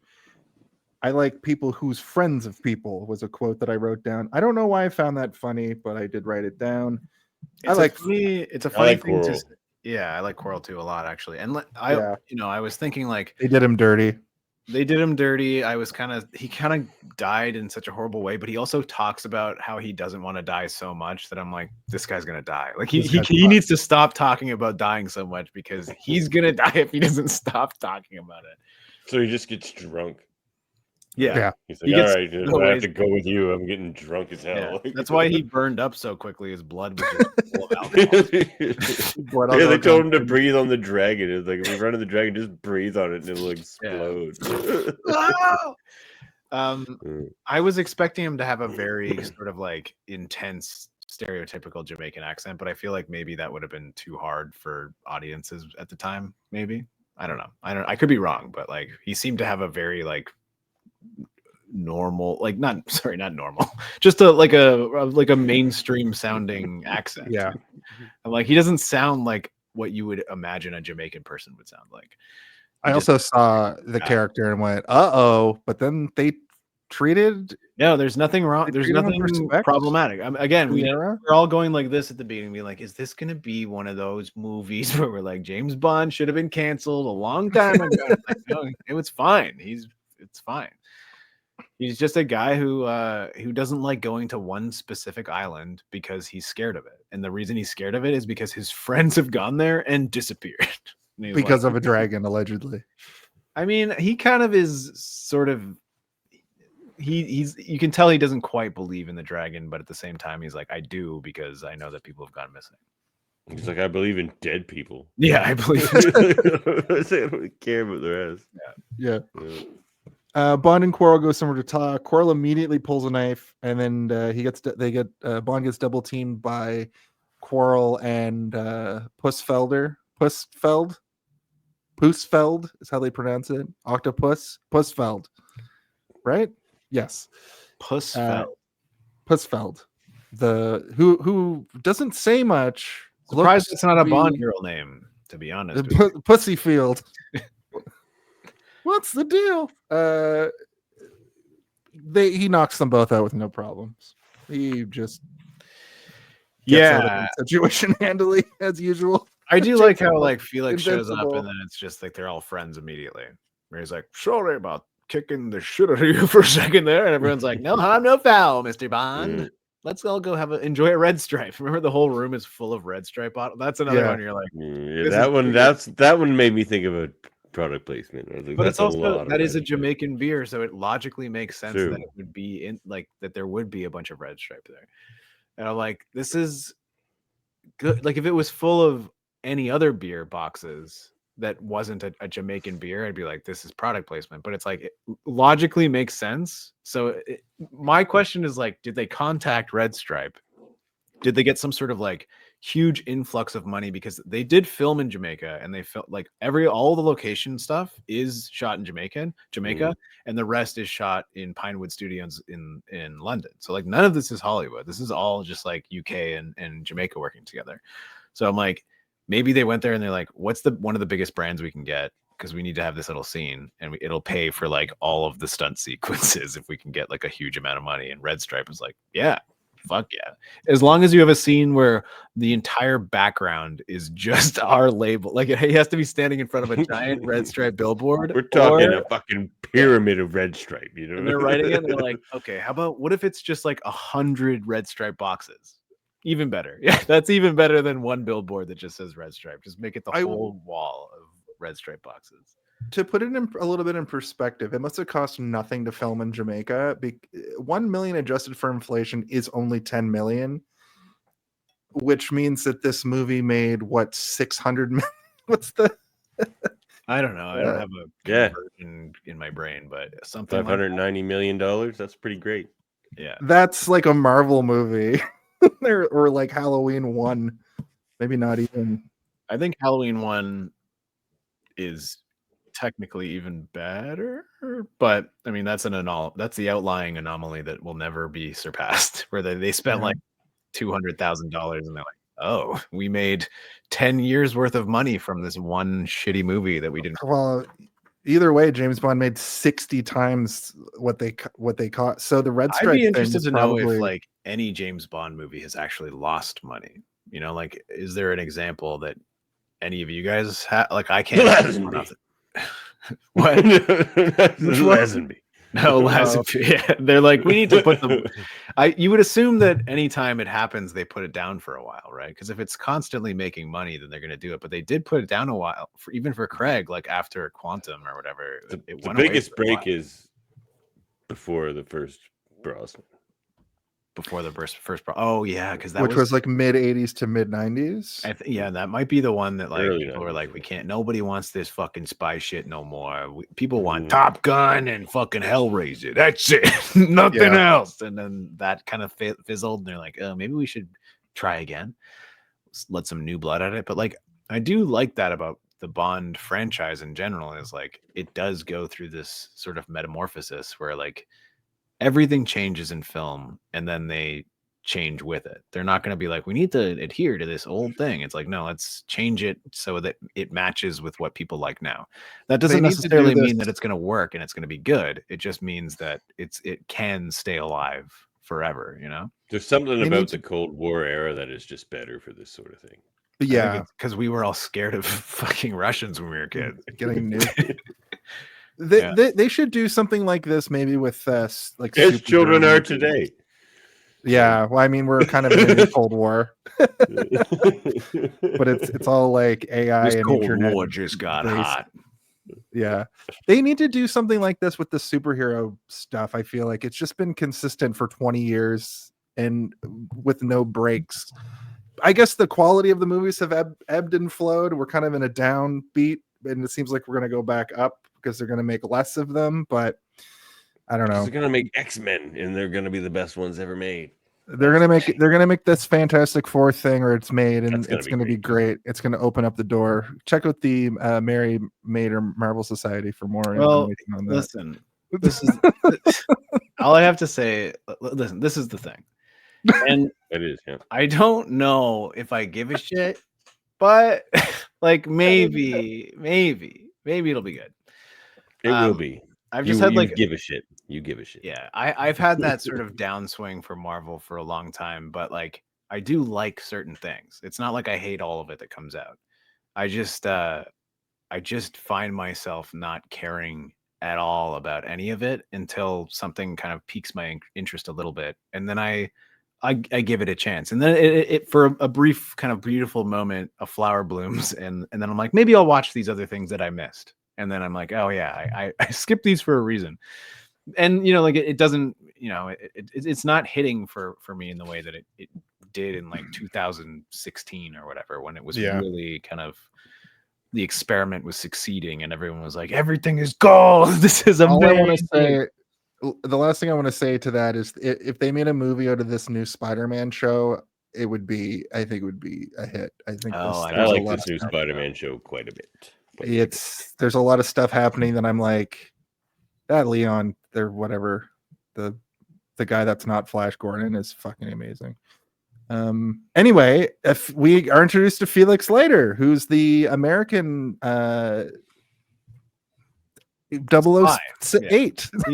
He's basically like an American James Bond who is always. You mean Lonnie Lincoln? Were you talking about Lonnie Lincoln? What did I say? You said Leon. No, I said Felix. Who's Felix Leiter? Felix Leiter is the American spy guy. Oh, okay. Oh, yeah. No, Lonnie Lincoln. Yeah, in Spider-Man. Yeah, sorry. Lonnie. What'd I call him? Leon. But yeah, if you have only watched the all right. You know, it's Jamaican themed, and he had a bobsled team. It's true. But yeah, he's been played by a couple of actors in the past. But Jeffrey Wright is the newest one, and I think that it's one of the first times where I think Jeffrey Wright as an actor clicked into my head. For me, he was always from Shaft 2000 as Peoples. And I remember watching Casino Royale and being like, that's the guy from Shaft 2000. I don't think I've ever seen him in anything else before. And then he appears in all these James Bond movies. And now he's fucking everywhere. And I love it because he's an amazing actor. American Fiction or whatever that movie was really good. He's the Beyonder in What If. He's the Watcher. They're the Watcher. He's the Beyonder is a different thing. Man, I need to bone up. Beyonder's the guy in like the white velvet suit who creates a battle world for them to He's fight. Bernard in fucking Westworld. He's all over the place, and he has been for years now. And he's now become, I think, like a Wes Anderson staple, where he's just like, I love this guy's voice and presence, and he's great. This guy usually comes in and says it's like 3 stages of beard, but this time he's changed it up a bit. Thank you, Polar Knights. Thank you for coming through. Good to see you. It is 3 stages of beard. It is 3 stages of beard. So it's interesting that he's bringing up the fact. Mine is yesterday's shave. Jason's is I've been working on it, and Davan is like, I have 2 kids. Don't look me in the eye, or I'll kill you. Yeah.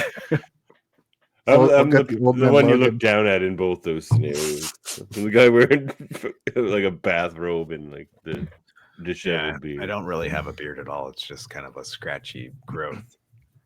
Get rid of it. That's what they called me in high school. Scratchy Don't growth. worry, I have a kitten that will lick that off for you. Come here, Oh kitten. my god. But Anyway, yeah, Felix there was so much Leiter, stuff in this classic movie that Bond character. I thought Felix was going to do a 006 GoldenEye thing and turn on him later in the movie, but he just shows up a This is couple one of those times. moments where pretty chill. I was like, oh, it's Felix Leiter. No, he's like Bond's like best friend. He doesn't have friends. James Bond doesn't have friends, but Felix Leiter is James's friend in everything that he like in every iteration. You know, there might be a moment where he has to knock Felix out. There might be a moment where Felix has to betray him, but they're always friends at the end of the day. In that theory where like they just carry on the names, but it's always different people, like new 007 each time. They just keep hiring traitorous bastards to be 006. It just keeps happening over and over again. It's like, damn it, 006 again. They always hire an actor who portrays him always dies in all the movies he's in. You know, like Sean Bean, like is always killed and everything. As a kid, that deceit in that movie messed me up. I couldn't trust again for a while. I was like, but they were homies. What do you mean? Trusted Sean Bean again. Yeah, when he showed up in Game of Thrones, I was like, he's gonna live. Oh no! Yeah.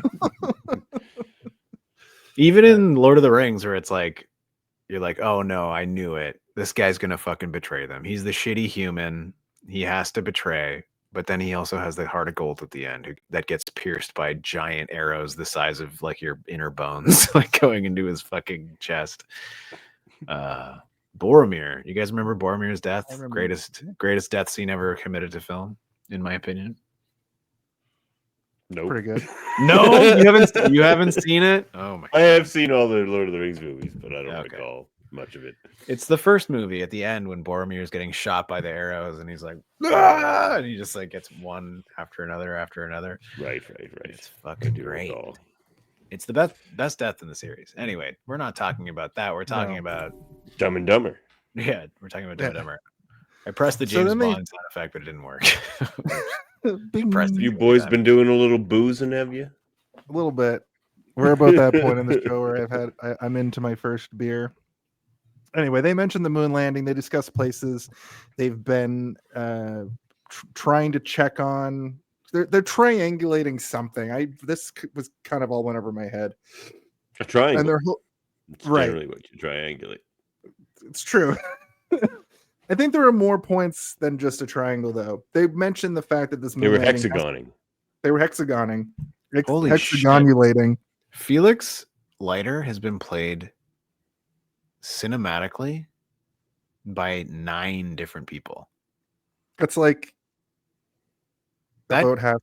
That's crazy. That does make it seem like James Bond can be anyone, so can Felix Leiter. It's just a title everywhere, right? That's fucking. I never really considered that option. Money pennies. Yeah, we never run out of money pennies. You know what they say: dime a dozen, penny dozen, a dozen pennies, or something like that. That's the line from the movie too. Yeah. Just whatever you just said there. Yeah. Doesn't it? As soon as you hit 30, you're retired as Money Penny. Like, sorry, you can't be Money Penny anymore. I think the Brosnan one was like, she seemed like she was in her 40s, I think, which I kind of liked because she seemed like she was not like yeah, isn't there an older young? I think Moneypenny is always meant to be like around James Bond's age, which is older, and that's why he has like sort of more respect for her. Like he's like, I'm not going to pursue you to the point that it's creepy as I do with all the younger women in my life. I'm just going to pull you down on my lap and kiss your cheek and hold you. Yeah, singer. Yeah, like he was just pulling away. He's just like, yeah, he's just like, like James Bond is a fucking. Isn't that like a whole like a one of a character point for Moneypenny is that like he doesn't do like they never hook up, like that's like one of the things about them that they like. I got Moneypenny because we have like mutual respect for each other or whatever. I'll probably find this more out about this as we watch more movies, but I got a little bit from this interaction that they're true loves, and he's trying to find trying to replace a hole in his heart. I always is just thought it was Moneypenny like shaped. I always thought it was a just bit like of a theory of deep- mine. It's deep, Jason. Yeah. Yeah, that's what we call a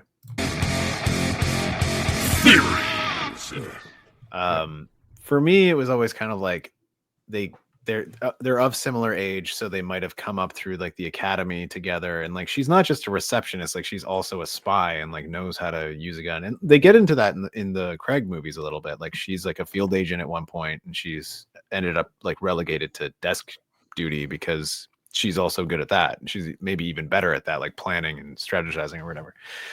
And I always thought it was just sort of like he's like, I'm not gonna fuck around with her because I don't want to like ruin her ability to do her job by, you know, interfering with her romantically, and I don't want the same thing to happen with us. If we're field agents together, we can fuck if it's part of the job, but this could end up being a romantic path, and if we get married, we have to stop doing this. Like we can't be husband. Well, maybe and that's wife what spy happens. team. Every Bond marries his Moneypenny, and then they have to switch And the they person replace them? portraying double. Yeah. So there's like a Rick and Morty style like universe where it's like there's just like they send them to another like send them to the Bond Moneypenny universe to live The there planet together. with, yeah, I like that. That's fun. So now they're at the nightlife area. This is another weird non-payoff where the camera woman shows up. She's taking pictures. I was like, that woman is a babe. She's the Bond girl, right? Nope. They assault her a little bit mildly and then take her away. Just, you get out of here and don't come back, or else I'll completely break your arm. She's just another, she was in the airport as well, right? Taking pictures of them. But That's what the hilarious line of her. She's like, "Why are you taking pictures of me?" She's like, "Because I could only get your hat at the airport." Yeah, she just fully is like, because you turned around, you blinked when I was trying to photograph you last time, asshole. And then she slices open Quarrel's face with a light bulb from her camera. He doesn't react. He laughs in her face. It's like, you might as well lick the blood off his hand. Right. So they they talk about Crab Key, which is where Dr. No's base is at. And then finally, after all this time, we hit a little moment known as the part of the show where I look for the sting. That's when they said the name of the movie in the movie. For the first time out loud, at 35 minutes and 42 seconds, they say Dr. No. Who the hell is Dr. No? He's a Chinese guy who owns an island, and we don't know anything about him except that he's Chinese and he's a doctor. It's like, and there's radiation. And there's a lot of radiation happening. Yeah, but then they get interrupted by her taking a picture, and then there's like a brief moment of whatever the fuck. And I guess it's just meant to be like, he's watching, like that. In any other movie we can figure that out. We don't really need it, but like all it does is kind of give them another brief moment of camaraderie amongst the spies and Quarrel. Like Quarrel is just literally just like a fishing boat guy who's like, I've been recruited by secret agents, this is sick. You assume they probably hope I don't get burned to death, right? They're just handing him stacks of money. I mean, if I was Quarrel and they were like, we need you to take us to the island, we'll give you $1 million upon your return, our safe return. I'd be like, all right, as long as I don't die. Okay, well, don't drink too much on the trip, I guess. Too late. Yeah, he goes to see Mr. Dent, the doctor. Everything seems on the up and up, but then we get... Wouldn't he be Dr. Dent? Dr. Dent. If he's a doctor, he said Mr. Dent, the doctor. It's like a mechanic shop. He goes to see Dr. Dent, and they have sort of a back and forth about the situation. But then, to show that Dr. Dent is not on the up and up, we get him going to Crab Key and goes into a room. This is the best part of the movie, in my opinion. I love this. Well, part. the whole sequence is great because it's like he takes the boat across, then we get to see the like secret hideout. That's like it's got like a dry dock kind of thing. Looks like a foundry a little bit, or like a mill. But then he goes into like this weird sterile. It's like an excavation, room. Like they're digging deep or whatever. Which I think in order to like make sure that if something goes wrong for nuclear power, you do typically need to burrow quite deep underground to contain it if something crazy happens. Right. And so whatever they found in Jamaica to use for this secret base, it also felt very like the prototype for a James Bond villain hideout. It felt really cool to see for the first time. It's like part cave and part cabin. It's so cool. His bait, like where they eat dinner and shit, is so fucking cool. Like I love that aesthetic so much. It reminds me of like Star Wars or something. And I'm like, this is sick. Like the art direction here is popping off. Like it doesn't look pretty cheesy to me. It looks really cool. And that's interesting, right? It's the 60s, but there's so many things in this movie that you would think would look cheesy, but it's just so well made that it doesn't ever feel. I think this specific type of aesthetic is also kind of returning. And also it is a testament to the cinematography of this movie specifically. Is like there are lots of beautiful shots, including these shots that are clearly stage shots, but they've designed the set to be able to photographic aesthetically pleasingly. Like they want you to feel like it's not just like these flat like spooky villain area, like like really old movies from like the 50s and 40s and stuff. It's like it's almost like filming a stage play, whereas this, like, we're gonna put the camera here, we're gonna put some stuff in the foreground, we're gonna have some rocks, and we're gonna have some pink and green lighting, and it's gonna be the fish lighting. We're gonna have lots of fish. Lots of fish. The what's funny here is you're not supposed to go to Crab Key in the daytime, and Dr. Dent has to warn. That's Dr. his No. one rule. His only rule. He's like, my one and paramount rule is that you cannot come here during the day. Why have you come here during the day? You're like, oh. He's like, no, bitch, never come here in the daytime. And then he's like, here's what you have to do for me. You got to keep this on the down low, but also here's a tarantula in a tiny cage that you have to kill James Bond with. But he doesn't say it like that. He's like, do you see what's in the cage? And the guy's like, and he's like, pick it up. Pick it up. And he's like, oh God. And he's like holding it. Look at it. Yeah. He holds it like arm's length away the entire way, like as he's going through the room. It's very, very like cheesy, but at the same time, like I'm feeling the fear. This guy is like, he either knows what kind of spider this is, or he's really scared of spiders. I don't know which is which. I assume it's the first one. Maybe both. Yeah, maybe both. Those are pretty horrifying. Look at Home Alone. Where that spider's harmless. Marv gets the spider right to the face and he freaks out. Yeah, I guess. Are tarantulas? They're non-venomous. Yeah, they're poisonous, but they like devenomize the pet. Oh, I see. If they're like your pet. Right. So Bond gets back to his room after this amazing introduction to the villain. He checks his liquor. We haven't finished talking about the set. It's got like a giant circular hole in the ceiling with a grate going off of it, but it's like this giant grate that doesn't make it serves no purpose. It's just there to look intimidating. This guy is like, I'm going to build a base underground for my nuclear facility. They're under I also want to, in the middle of the ocean on one of a secluded island off Jamaica. But I also want to make sure that I have a room for any of my underlings that come to see me unannounced to have to go and sit on a tiny little chair in the middle of a giant room with a big spotlight on them, where only my voice is heard, and then I give them direction. And everyone's like, "Okay, why?" Fear, revenge, terrorism, and extortion. Don't you know what we're all about here, Inspector? You fucking idiot. Yeah, this establishes Spectre guys as just super weirdos, man. Like, Spectre guys are This like he doesn't like- need to have weird hands. Like, He's already weird. He's like, I'm so fucking weird. I just made my hands like this. Like I did this. I didn't lose my told hands in the war. Like, I picked up just- uranium with my bare hands, so they would. Yeah. I'd have to get them removed. No, these are just gloves. I told everybody I fought an octopus and it stole my hands, but really, these are just fake. I'm just really crazy. I have carpal tunnel. Speaking of which, my new henchman, carpal tunnel, and he's like burrows through the wall. Ah. Get him, carpal tunnel. Hell yeah! To take notes, Daniel Craig. Wait, should we make Bond? Carpal tunnel is a good Bond villain. Jason, write it Yeah. down. I can draw a picture of carpal tunnel.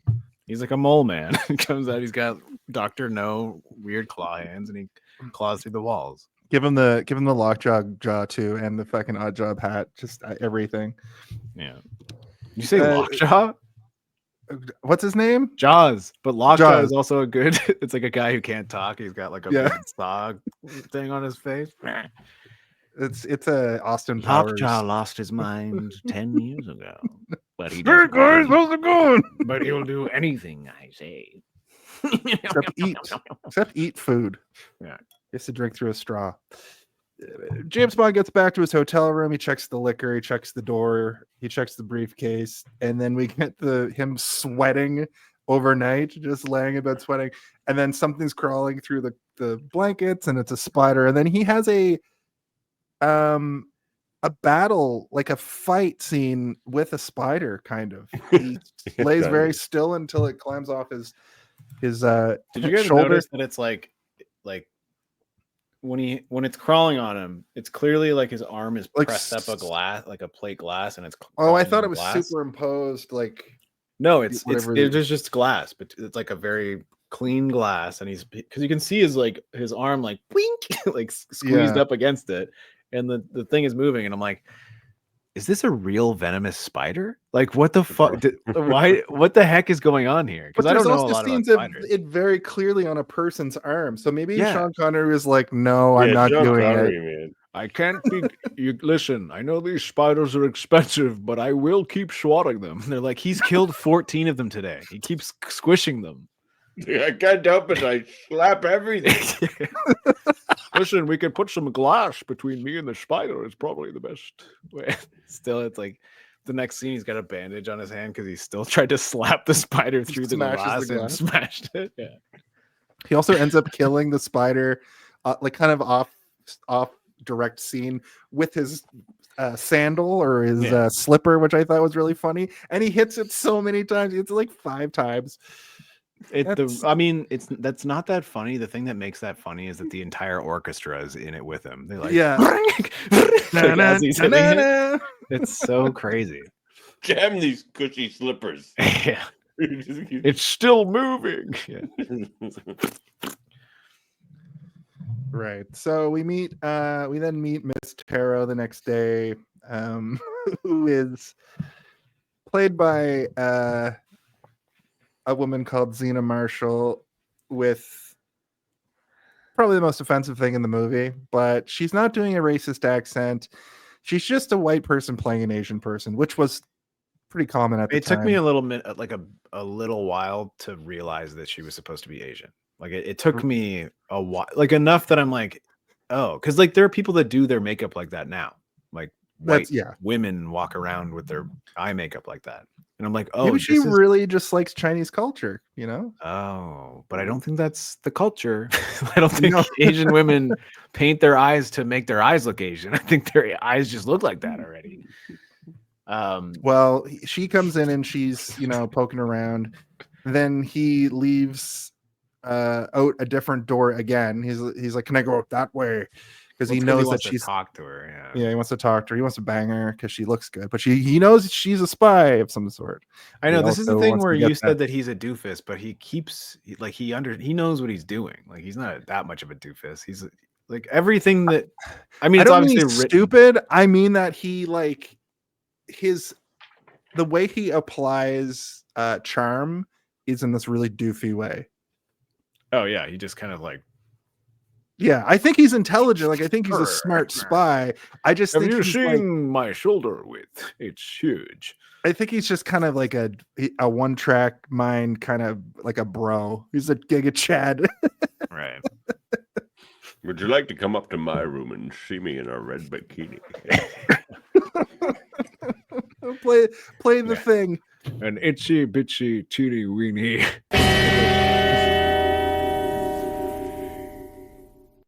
Oh man, thank you.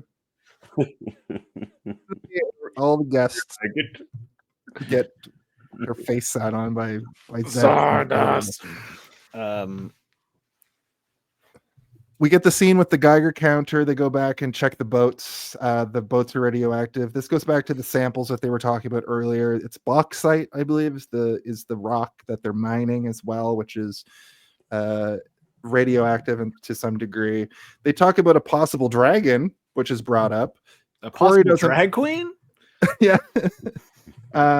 Quarry doesn't want to take them to Crab Key because it's like forbidden, and he gets instructions from Miss Taro. Oh yeah, because they asked Miss Taro on a date when he was talking to her before. He calls her up, gets instructions to go over and meet with her, and when he's driving out there, I have something very special and I want to show you guys because I thought this was amazing and hilarious. But when he's driving out there, the three blind mice roll up on him in his hearse and they chase him. We get another great chase scene that results. This is the end of the chase scene, and let me know if you can tell what. I do see the problem there. They didn't use their signal lights. Yes, exactly. Thank you. I love use your signal lights, people.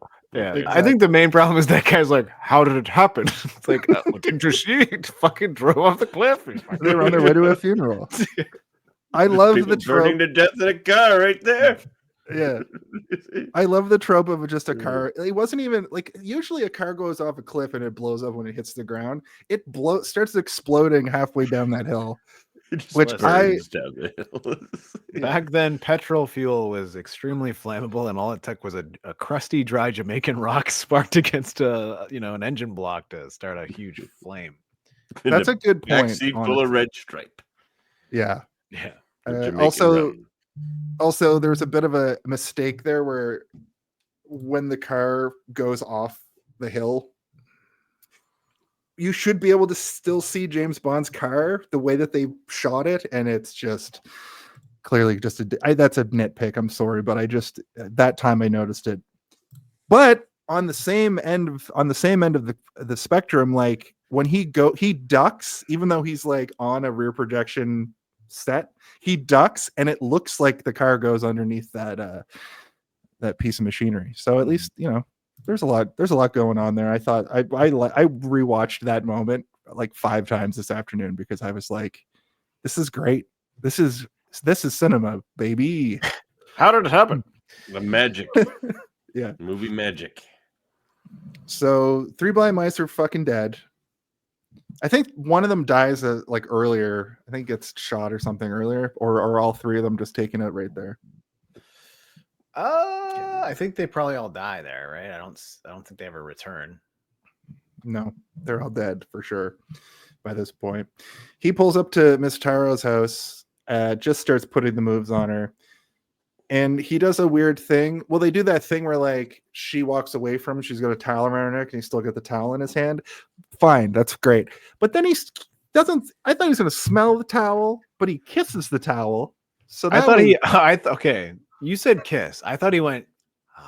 I thought he like stuck a bunch of it in his mouth, and I was like, "Is he sucking the moisture out of the hair towel? This is gross. What the heck?" Maybe it was a towel money penny. Yeah. Maybe it was a blooper that they left in. Maybe he was just him doing shit, just being a weirdo, just making a joke. I'm like, do you mind if we put this in? He's like, what do you mean? It's like, well, you did this weird thing. He's like, everyone does that. Everyone does that.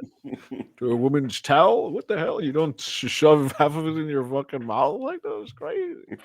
Do that to my own towel after every shower. It's like one of those like flosses, and he's like, Zardos, I can taste you.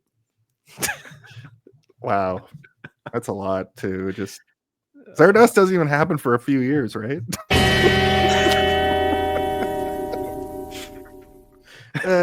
So he's there to pick her up for dinner. They bang. Then she's like, let's go to dinner. And he's like, no, he's like, let's go to dinner. She's like, let's stay in. He finally convinces her to leave. She's like, I'll cook you Chinese food. Her whole house is just dressed to the nines in like, you know, paper fans and stuff. That was probably the most egregious example of them being like, she's Chinese. Don't you know that they make everything out of paper in China? Yeah. But then finally, when he convinces her to leave, he's like, "Come over here," and they do that thing where we're going to do sex again. Yeah, one more time. He's like, he's insatiable.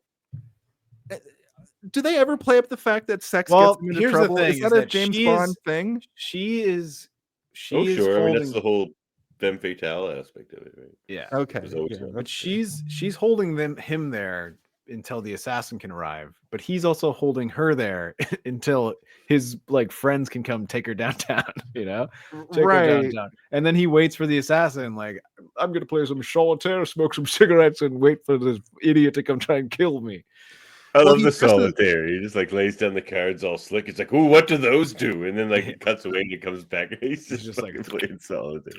I literally was like, is he gonna play solitaire? Like, is he setting up like he knows he's gonna be sitting here for a while? And that's exactly what it was. I'm like, this is so good. I like that it shows him set up he almost the entirety of like the trap. There. Yeah. In any other James Bond, they would try and, you know, subvert your expectations of him being vulnerable, you know. Him being in the bed would be, we would, as the audience, would think he's in the bed, but we know he's not, and we're like kind of sitting there still on the edge of our seat, even though we know that he's going to get the drop on this guy.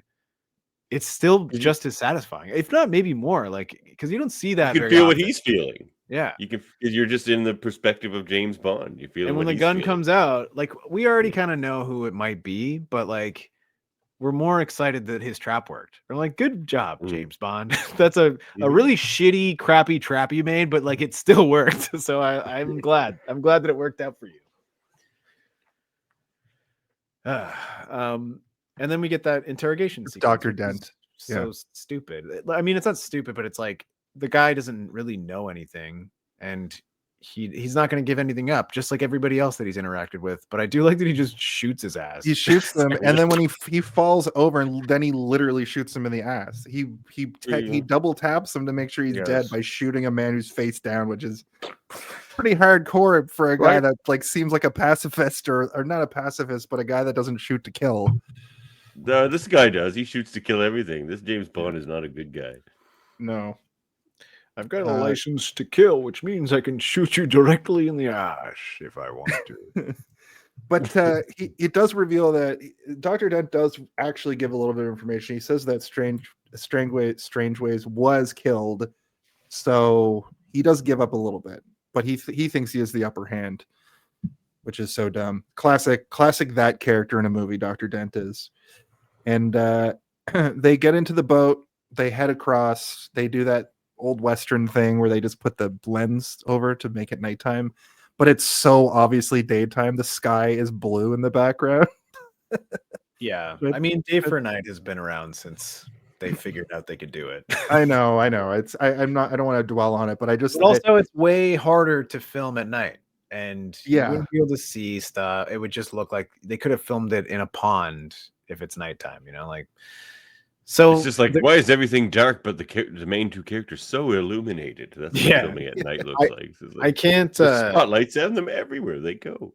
I do hate Day for Night in almost everything that it's in, but there are certain times where it's like it is needed. Like, I think like the most recent example would be like Nope.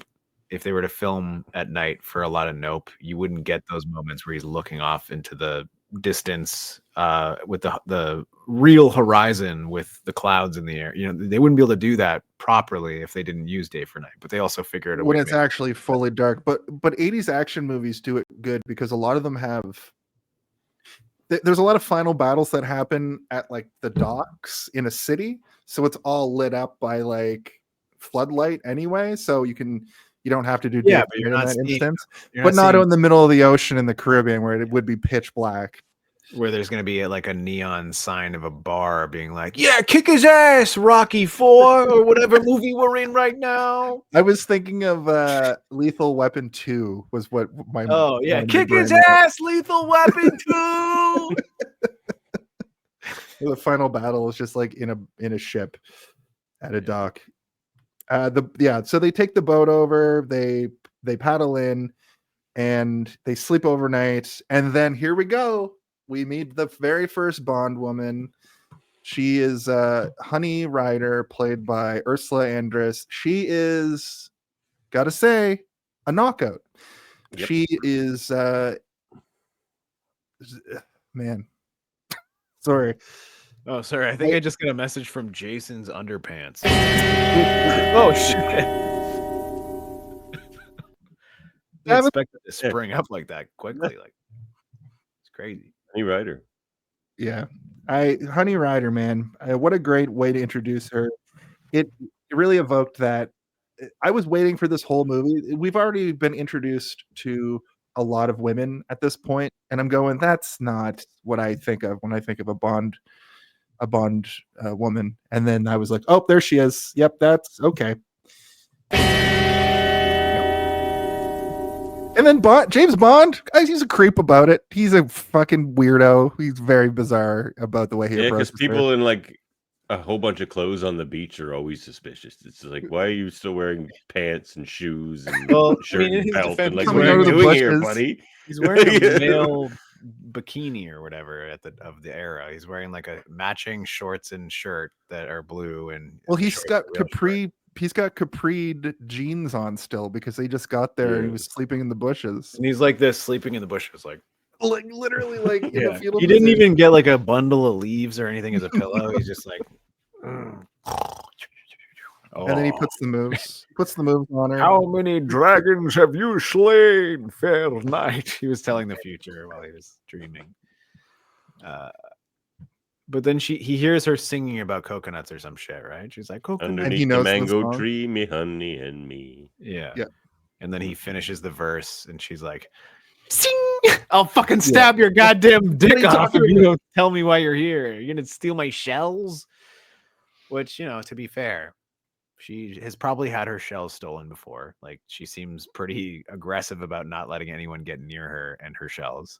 And they're nice shells. She's been confronted by the people on the island before. But now they leave her alone.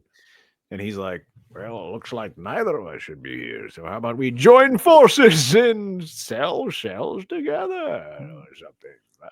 Yeah. She's like, what's your name? She's like, Honey Ryder. She just goes, she's like, what? He's like, oh, nothing. Did I ride you, honey? Oh, yeah. No.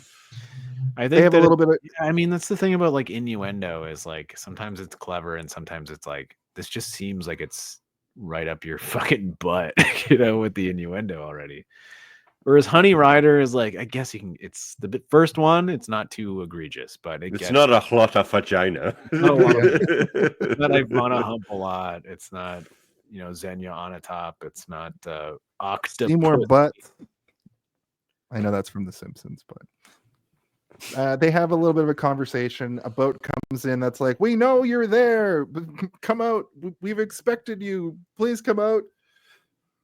They're the bad guys, clearly. There's like a moment here where like he tells Quarrel to get his shoes, and Quarrel does. And I kind of wish that like he didn't. Because it's not like James Bond's shoes later then come in handy, like that he needed his shoes or anything. But there's a moment where they're about to run. And he's like, Quarrel, get my shoes. And then they're running. And then you see that Quarrel has his the water shoes. with the shoes. Yeah, and he's got them. And then Bond is wearing his shoes later. I kind of wish there was a moment where he's like, did you bring my shoes? And he's like, fuck no. I wish he was just like, fuck no. What the hell? There's a guy that have machine guns. Like, I'm going to grab your goddamn shoes. I think it's the first time we hear they're on Quarrel's feet. I'm wearing them. I left my shoes. I'm wearing these ones now. Yeah. Finders keepers, motherfucker. This would also be the first recorded time in James Bond history where we hear the classic ricochet sound of bullets when they're shooting. Pew. We also get this great interaction, which I clipped. Check this out. I don't know what the fuck most of this means. I mean, it's not. I was gonna write all those down, and I was like, you know what? I need you to see this. She's just naming things that would seem unimaginable had you not seen them, but they happen. And I've never seen any of those things, but I know they exist because of, other people's firsthand experiences in science or whatever. But yeah. I guess the dragon does technically exist, which we'll find out. And also the point that she's making is like, just because you haven't seen it doesn't mean it doesn't exist. That's what the point is. But also I like that he's like, I just want to know what a dragon is. And then I was like, how many dragons have you slain, fair knight? Like immediately as he says dragon, I'm like, yeah. He was born to be a dragon, man. Yeah. We should do Dragonheart on the show. It's one of the first CGI. One of those movies that was way better when you were a tiny child, but like it's still all right. Okay. My memory of that movie is literally, I've never seen it, but seeing it on Entertainment Tonight, them doing that thing where they show the like how they did the CGI of his like facial recognition on the dragon. So I would be interested to see I think you're thinking of Smog from the Desolation of Smog. I think that's what you're thinking of because you're the man now, dog. Yeah, they absolutely did not do that. That's the best Sean Connery commercial. Yeah. You're the man now, dog. Dog. TMND.com or whatever. YTMND. Yeah. You're the man now, dog. So they need to. We're here with Sean Connery. So what was it like being a dragon? What? What do you mean? What do you mean? I was a dragon? Dragonheart. What? I don't remember doing that.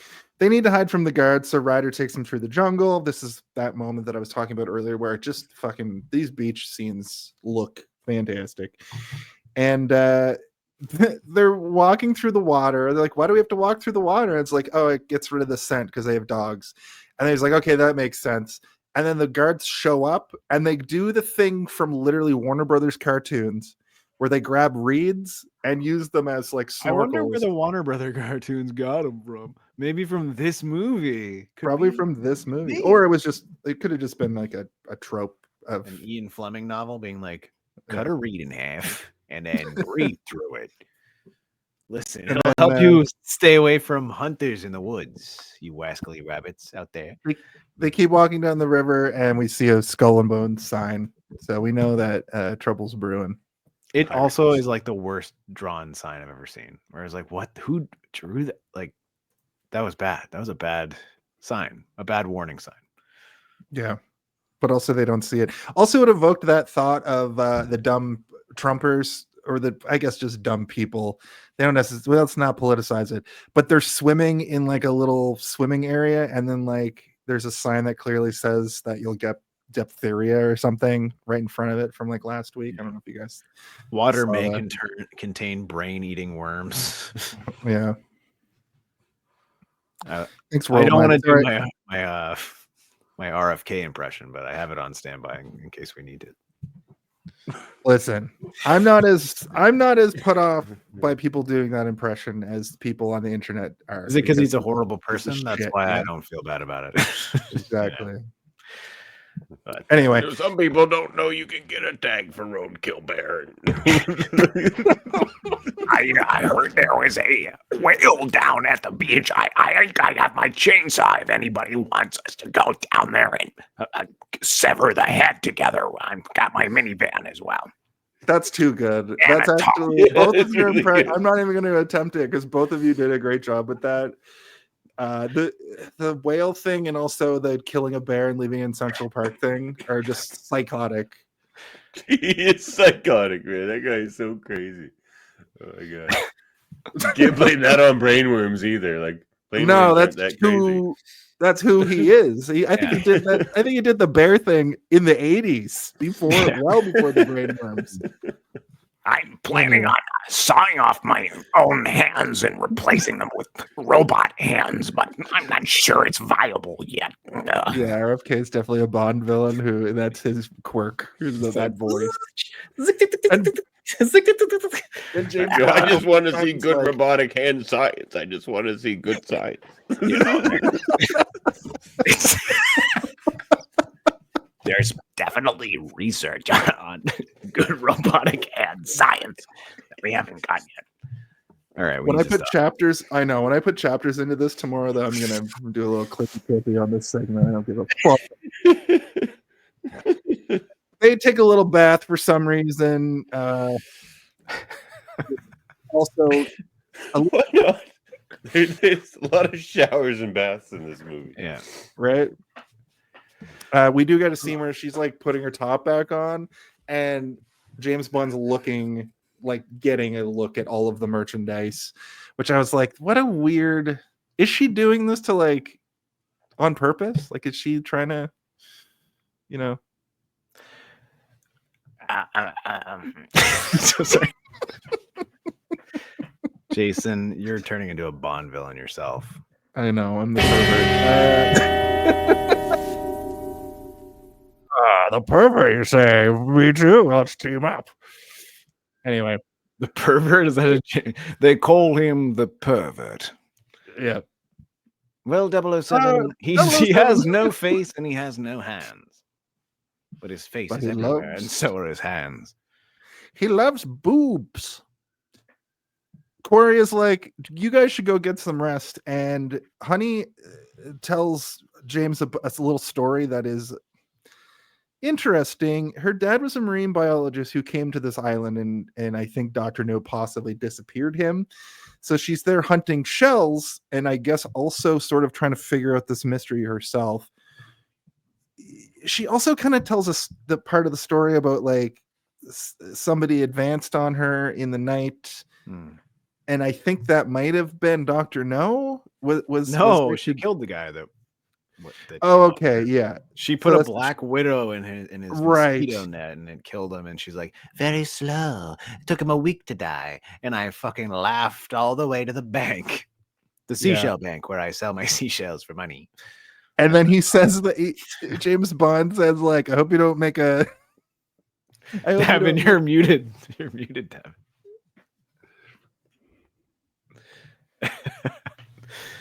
I hope you don't do that all the time to people. I've already had spider problems, and I might advance on you in the night. Yeah, are spiders like India or like the snakes of like Bond for Indiana Jones? Like I was wondering that it had to be spiders, spider women. Devin his music isn't working. Your sound isn't working. You were muted, and now you're trying to say funnies. Okay. Back, baby. Okay. So now say all the things you said. Oh, I was just making a joke. I was just saying, I promise I won't advance on you in the night. Actually, no, I will. I will advance on you in the night. It's true. He would say that. I mean, maybe he wouldn't say the second part. He would say that the next morning. I'm sorry. I know I told you I wouldn't. I may slap you, but I promise it's only because I love you. Well, after he says that, after she says this story to her, like that's her only gentleman suitor ever, she's like, do you have any like women in your life? And he does the 1,000-yard stare, remembering like the 2 women that he's had sex with in this movie, and probably Moneypenny as well. That's Jason, when I started. We've all agreed that they don't have Moneypenny is not part of it. No, wait, definitely not Moneypenny. Yeah. Okay. Jason hasn't seen enough James Bond movies to understand Moneypenny yet. He'll get That's true love, Jason. There. Yeah. Okay, I'll get there. But he has had 2 woman suitors. He's been a gentleman suitor to 2 women in this very film. 10,000 pennies and all he needs is a knife or whatever. Yeah. Yep, that's the saying. But as soon as he's about to answer, after he's just like, nothing, they get interrupted, and they finally see what the dragon is, some sort of fire-breathing tank. Yeah. And then our best friend gets burned alive. I hate What are they doing? They're just driving down the road and blowing the fire off at nothing. Like, what are they? I don't understand. Yeah. Fire tank. Let me ask you guys, if you were a crony, if you were a henchman and you had a fire-breathing tank, wouldn't you just drive around the swamp blowing shit up? Yeah. All right. Fair enough. I accept that answer. And it looks like they've already done that a lot. Like there's so much burnt. This wasn't a swamp before. They're like, it used to be a sick forest. And, rainforest. and these guys are like, man, we already burnt the whole Oh, look, there's a shrub. It looks like it's growing back. Burn it. Scorch the earth for Dr. No. And everyone's like, have you ever seen Dr. No? No, have you? I only heard his voice one time while he was threatening a man, and then the man ran out of the room and he had a tiny spider in a cage, I think. That's all I have seen of him. Dr. No got one tick and he's just like, rid me of this foul shrubbery. Yeah. I heard he's half Chinese, half German. What? That would never happen. That would never happen. The Germans hate the Chinese. Well, no, actually, is that no, even physically possible? A German scientist would tell you, no, it's not. Don't look at the paperwork. Would never happen. We tried. Now let us continue sawing through this whale bone so we can take the head back to the lab. Or Central Park. Maybe we'll take the whale head back to Central Park. No, we drop the body in Central Park. We take the head back to the lab for testing. Oh my God. I made a note that this tank must have blown people's mind in the theater at this time. Really? You can't do that. I mean, they had things like that back in World War I, so it wasn't exactly new. Yeah. I guess, but to see it on film. Perhaps. I mean, you did also earlier say that this part reminded you of a superhero movie, and I was like, why? So when you said that, I was like, why? I think because they put eyes on a tank. Oh, okay. I was like, whoa, dude. It made me for a minute be like, I think every movie Jason watches reminds him of a superhero movie in some capacity. Hey, the multiverse is ever expanding to a fault. Tanks have beepers.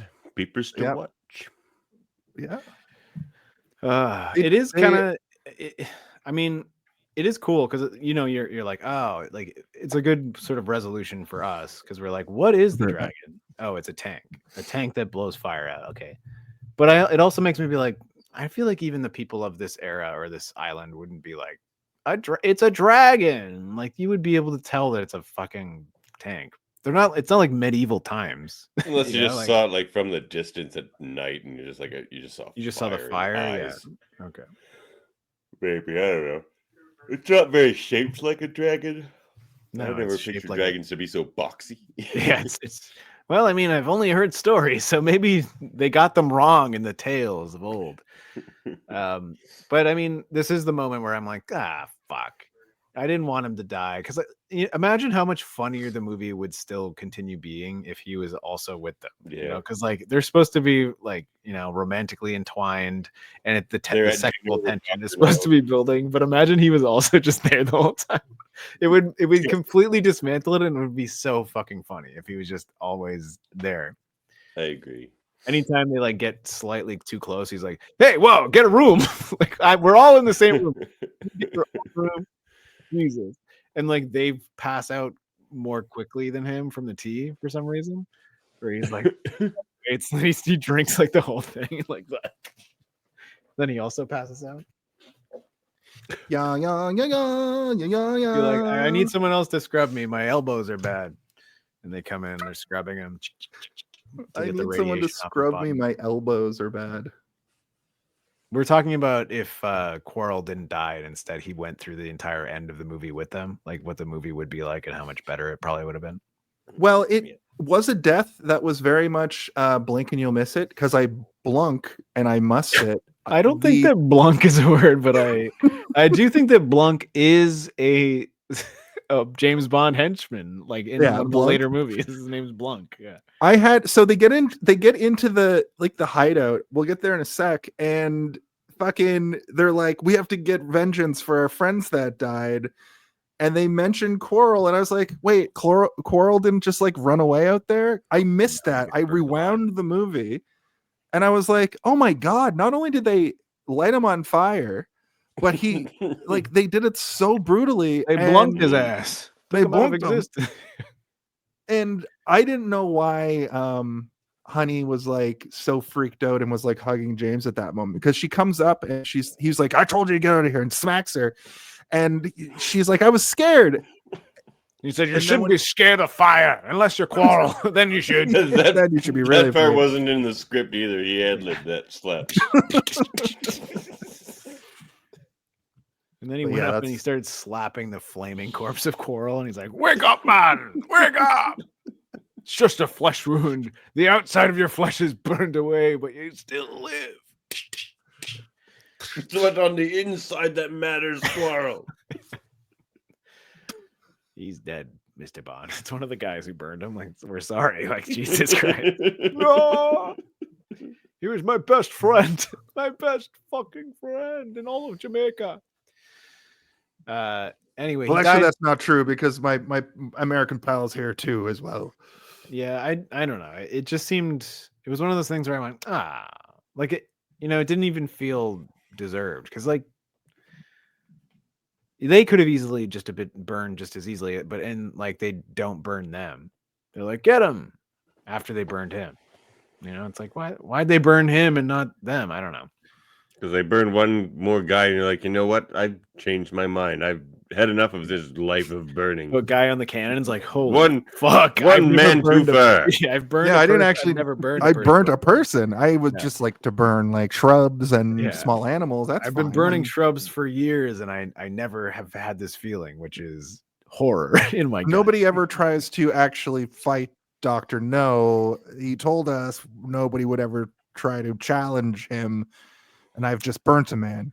Anyway, Quarrel dies, and it sucks because I do Yeah. think the movie would have been so much more hilarious if he was still around and having to go through all the bullshit that they go through. Quarrel after gets this. brought into MI6 and every movie going forward, or every like 10 movies going forward. I mean, maybe not that, but like he does. Of Quarrel. There could be moment. No, Q is already a thing, but there could be moments where, you know, James Bond has Quarrel, like Quarrel's in France for some reason. He's like, Mr. Bond, it's me, Quarrel. I've got information for you. Like, it would have been good. Isn't that But, kind of like Indiana Jones's one friend who shows up in a couple Or like of any movies? James Bond movie where one of the characters survives for 4 movies and then gets killed. Yeah. Felix most of the time. Or Anyway, that one Russian guy from the Brosnan series. He's in a couple movies before he finally gets murdered. Anyway, they have a ham-fisted fight with the henchmen where for some reason Bond just cannot beat these guys. He keeps getting bested and they knock him and take him in. It seems like actually before this. no, this I is was the gonna be- scrubby scene where they get scrubbed Yeah, of all their they take- radiation. It seems like they want to, like they knew James Bond was coming. It seems like we'll find out that Dr. No wants to try to indoctrinate James Bond to be his like number 1, his number 2, his henchman. But James Bond's obviously like, no. But we do get this weird scene where like they're highly irradiated because the mud they were like flailing around in is they give us like arbitrary numbers that are supposed to mean Yeah. something, and we're like, I don't know what that means, but I guess it's bad. I wouldn't want to have 84 points of radiation on me. I don't know what it means, but if somebody holds up a radiation detector and it's like like against my body, and we like, oh, Sounds like can you guys do RFK. anything about this? Or yeah, it's like you have radiation. Yeah. But after they scrub them down, they try to do another thing where they show Honey naked, but she's clearly wearing like a nude suit. All right, hold on. Before that, just James skipping Bond around it. starts giving them instructions, which I think is very cool. Yeah, like He's like, unlock me. undo these and also clean the girl first. And they're all like, excuse me, Mr. Whoever the fuck you are, but we're in charge here. And he's like, all right, of course you are. Fucking Fine, geeks. fine. Yeah. And then he just walks off and starts taking his clothes off, like immediately. Like, who wants to see my chest? Anyone? Look at these shoulders. And 2 guys are like, I used to play American football. you got wide shoulders, homie. And then we get the scene where they clean. They get cleaned, and it's Then they put them in like a kind of a pre. in any other prison? movie. This would be 2 seconds where they're in a chamber, and it's like now they're radiation free. But Well, they it's do it like in the Mario conveyor Brothers belt movie. with- They it's do so- a very similar I when they know, but delouse them in the Mario this Brothers type of movie. scene is in so many movies. A conveyor belt scene where they're moving. It's even in the Austin Powers where he's like, you know, Yeah. where he has to pee and it's like evacuation complete. Like Total Recall where he goes through the, you know, like he runs through with the guns and stuff, and like it's all the skeleton X-rays and all that. It is a funny scene, but in this, it's I guess meant to be titillating. We're gonna be like, oh my god, look Yeah. at Sean Connery getting wet. Oh my god, Yeah, look at absolutely. Honey Glazer or whatever. Honey, What's her name? honey galore. Honey Ryder. Honey Ryder. What a kind of Honey Glazer. Getting wet. And it's just there for some titillation, but it also is meant to be like, oh, this is a dangerous island. If you go outside of this base, you're going to get irradiated if you're on the island too much. I mean, they were wading around in irradiated water and shit, yeah, flopping around in irradiated mud. Yeah. But they put them in this like holding cell. This is the purple lighting I was talking about earlier. Like it's got this cool, it's like a little cave. Doesn't seem that dire. It turns out that it's just a holding area where after that they're taken to their room. They're like hotel style rooms, but it's still just like a cave base. They keep saying that they've been expecting them. They've been saying that they've been expecting them since they first met those like soldiers that rolled up on the boat and were shooting at them. They were shooting to kill, but they're like, we've been expecting you, which I thought was funny. The first thing he gives James Bond is cigarette. Like, here's your smokes and your tea, buddy. Must be tea time somewhere. And clothes last. Cigarettes before clothes. And when they're drinking the tea, they get knocked out immediately. And this was what I was saying earlier too, where it's like, so the woman who brings them to the room is like, Dr. No is expecting you for dinner. Then they get drugged. Then it seems like it's the next morning. They've been put to bed. Also. No. You've forgotten that Dr. No comes in just to like squeeze James Bond's balls or whatever. Well, that's what I was going to say. That's what I was going to say. James Bond has been put to bed. Yeah. Dr. No comes in and fucking molests James Bond a little bit. I wrote, Dr. No is creeping. How did James Bond get put in bed? I don't know. Like there's no answer. Guys, right? There's probably henchmen that put them to bed, but yeah, it is fucking weird. And I was like, what the heck? Story. Yeah. And then it's like, once upon a time, a spy came to Dr. No's island. For some reason, what you would assume to be the next morning, nope, still before dinner. They're like, Dr. No's expecting you for dinner now. They're confused. They dressed up in like, Asian style clothing. And when Honey's putting her stuff on, James goes over and helps her button up and then gives her a little smooch on the cheek. And then I was like, is this advanced spy tactics? Is this like we're gonna pretend we're in a relationship, or is this just him just being a fucking weirdo? Listen, Jason, this is how your grandpa met your grandma. That's how it was back then. You would just give a kiss on the cheek to the spy dame of your choice, and then if it worked out. So you belong to me now. Because that's how little we cannot get too bogged down in the sexual harassment of the 1960s because it's going to take all day to talk about it. Okay, that's fair. He grabs that one lady by like the scruff of her like robe and then kisses her. I'm like, dude, that was like. Yeah. Aggressive. Remember at the end when he's like running running through through and he's looking for Honey and he like grabs that guy and he's like, "Where's Honey?" And he's like, "I don't know." And he's like punches him out, and then he grabs a woman and he's like, "Where's Honey?" And she's like, "I don't know." And I'm like, is he gonna punch her too? He doesn't, but like I almost expected him to do. She knows he will, so she tells him he's in what he wants to know. Yeah, she's like, room 12. You just saw me knock that man out. Do you want me to do that to you? And I'm Sean Connery. Have you seen the interview with Barbara Walters from the future? Anyway, here the fuck we go. I did think it was kind of egregious that we've got 20 minutes left of the movie and we never really meet Dr. No in the flesh until this moment. What did you guys think about these kind of reveals? I like it. I think that I'm going to see a villain. I think that, like at the end, yeah. I think unless your villain is really needs to be there, unless they're like an action-y thing where like they need to fight the villain earlier to prove themselves as a villain, then this is the kind of reveal you want to have. Like I like the fact that everything is working against the hero until the moment where he's like, all right, I submit. And by submit, I mean you submit to me. Now let's have dinner and I'll explain my entire and by submit, I mean here's my $1 million aquarium. Take a look at it. And then he explains it and he's like, also, just in case there are some people out there in the future who are like, those digital fish looks like shit. It's actually tiny fish that I zoomed in on. And you're like, oh, thanks for explaining why they look shit. Yeah, he's like, it's actually magnified. They're not huge. They're just regular size. Good thing it wasn't in like a 4-course meal instead of a 3. He would have started listing off the other members of Spectre. He'd be like, and there's also this fellow named Hans Blofeld. There's Blofeld. Tink. There's Scrumfeld. Tink. This guy with a metal jaw. Wait till you meet him. Yeah. Odd job. Yeah. Yeah. He also gives them drinks, and James Bond, for what it's worth, took a sniff. He's like, is this gonna fucking kill me also? Or put me out? I think James Bond is a fun man. He knows when his booze has been poisoned. He's like, this poison smells like poison. Wait a minute. I can smell the poison through the fucking spirits on this one. Booze is also poisonous. That's why when we drink too much of it, we almost die. Just so you guys know. I don't know if you know that, but booze is poisonous.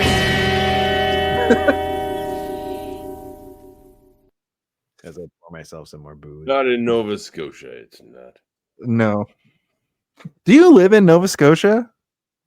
Yeah. You're now? Yeah. Oh my gosh. I thought you were somewhere in Ontario. That's amazing. No, I'm not. We're gonna have two people in Halifax on the show this month. 3 people from Halifax on the show this month. I'm from Halifax. Yeah. Spider-Man.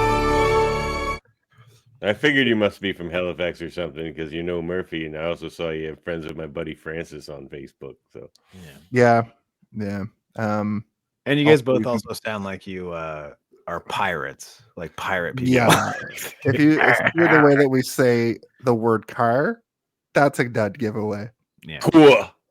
Yeah. Gah. And also, like every Kick time the cat under the bar. when you guys are laughing, you go. You're like, whoa, gee whiz. That's amazing. That's also amazing. Every time I see Jason in real life, he goes, Jack Sparrow. And he tries to give me your booty, he says. Yeah, he tries to make me join the crew of the what's it called? The Flying Dutchman, I think. The Blue Nose 2? Yeah, the Blue Nose 2, yeah. The Blue Nose sank after too much. Theodore the tugboat? We sent him to Ontario, and you guys sank him. We sank it. That was me. I was like, you know what? I'm sick of this fucking tugboat. Right. I hate to be the guy, but we're getting kind of late. We need to go. We need to get. Wow, yes, I have 2 children and haven't slept in 4 years. Okay, listen. This Asian man is not Asian. We already covered that. Nope. From Montreal. Yeah, it's true. But I mean, I was wondering how because they made his eyes look like Asian-ish, but it looked like I was like, is this makeup? Like, is this like a? No, he kind of looks like that. Like it's kind of like David. They casted Carradine. him for a reason, I think. Yeah, it's like they could have got David Carradine to play Dr. No, probably. That would have been awesome. I think that he maybe would have been like a child at this point. No. No. Well, maybe. All right. He lost his hand to radiation.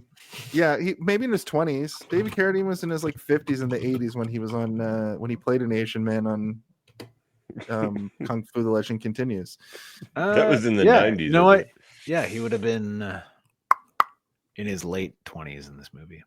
Yeah. Bond sends Honey away. He's like, get out of here. I don't need you. Just, I guess he's putting on a front probably. And then he tries to break a wine bottle as I guess a technique of getting a weapon and fails. It's well, because Dr. No says like the gods will keep her company or something, or like he basically implies the guards are going to do something to her. And then so Bond gets up and grabs the bottle to like pretend to beat him, but then they all like grab him and put him down. And he's like, that's a Dom Perignon 56 or something. I wouldn't like it to be shattered, you fucking idiot. And then he puts it away. But then he's also like, and the knife that you shoved up your goddamn sleeve, put it back, you fool. You think I didn't notice you do that? So like he's not doing that because he was actually going to smash the guy's head with a bottle. He was doing it to hide the knife, which is cool. Like that's a cool thing that both Bond did a cool thing. And then also Dr. No was like keeping track of the cutlery on the table, being like, I have to make We sure can't that all any be cutlery is done. geniuses, can we? Which is a great line. And he talks about Spectre during all of this as well. Yeah. Which we covered at length during the show. I don't think we need to. He said, Dr. No. They used to call me Rectum Expectum in high school, but now they call me Dr. No. That sounds like a Harry Potter spell. Yeah, you go to the once you're a 40-year-old wizard, you got to go get Rectum Expectum done from your local. Just to make sure you don't have colonopics. Dr. No's almost everywhere. It won't stop. Dr. No's mad he couldn't get hired in the States. He also couldn't get hired back home. So he's just doing crimes now. He's just world domination, I think, is the play. It's like if Einstein was like, they don't really like me. Oppenheimer isn't really keen on me. So world domination. No, he's just Milton from The Office Space. He's just like, well, I could set the building on fire. I'm going to, if I don't get my stapler back, I'm going to. They took my stapler and they never gave it back. It was a swing line. It didn't jam. Back. He raises his hands and all of his fingers are staplers, and he's like, "Look at me, look at me, Bond! Look what they did to me." But he does know what Bond is and wants to give him an offer to Spectre. But Bond wants to find the killers of Strangway and Quarrel. So they're at an impasse, and I love that Dr. No leaves the room, and as he's leaving, he's like, we haven't like roughed you up enough, basically. Yeah, he's like, and you just off camera, you just hear. And I thought it was going to turn back to them and him beating them up, but no, they're just they're putting them through the gears. I was going to say it does turn back, and they're just doing one of these like they're doing like the wrestling slaps and stuff. Yeah. Like, and then we get like 15 minutes of him going through the goddamn air ducts. Yeah, because water ducts, which proves this movie is a prequel to The Rock. Okay, there we go. Because The Rock is allegedly a James Bond movie, right? Is that that's what they say? Allegedly. Also, when that water comes down that tube, that's for sure somebody flushing a toilet, right? No, it's a nuclear reactor. It's a cooling system, Jason. Sorry, no. What I meant to say is, it's Dr. No, and he's like, oh my god, and he's just shitting so hard that James Bond is like, oh no, Doctor, no. Well, how come when he goes up to the vent the first time it explodes in his face? Do we know what that is? It's just steam. Okay. So the water going down is like immediately evaporated.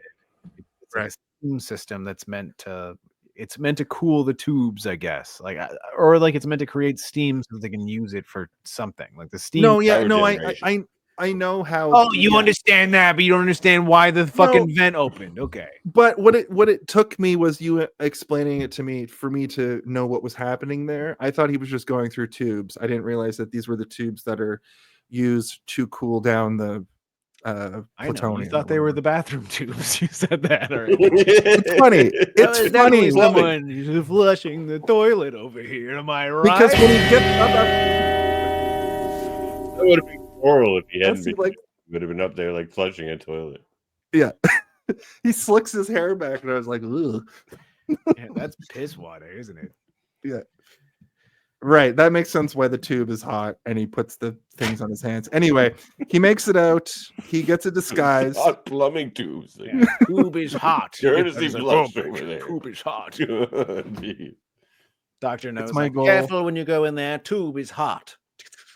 It's my goal to make the guests think I'm an idiot. Even if they already think I am, I'm going to double down and you'll think that I'm an idiot by World's End. I had no prejudgments, and I'll forget any I've made during this episode. Hell yeah! I never say this early in the show, but Davan, you're welcome back anytime. Dumb and Dumber. Let's do it. Exactly. He gets a disguise, Agent 46 style. Just like knocks the guy out, puts on. Did you guys notice that it kind of looked like Pillsbury Doughboy? Was that just me? Like Pillsbury Doughboy colors? Yeah. The radiation suit fight was awkward. Yeah. Yeah. because you're like, I keep punching him, but there's too much air in his suit to actually give me the full intensity. They of my show punch. that one guy in his suit is fully inflated, right? And he's like, it's hurting, but it's not really knocking me out, sir. So they seem to be testing something to do with the launch of the spaceship. What I inferred here was that they're going to use the radiation to power something up that's going to topple the spaceship, and that was the nefarious plot, right? I think that's ultimately what we what all they're thought. trying to do. Yeah. Okay.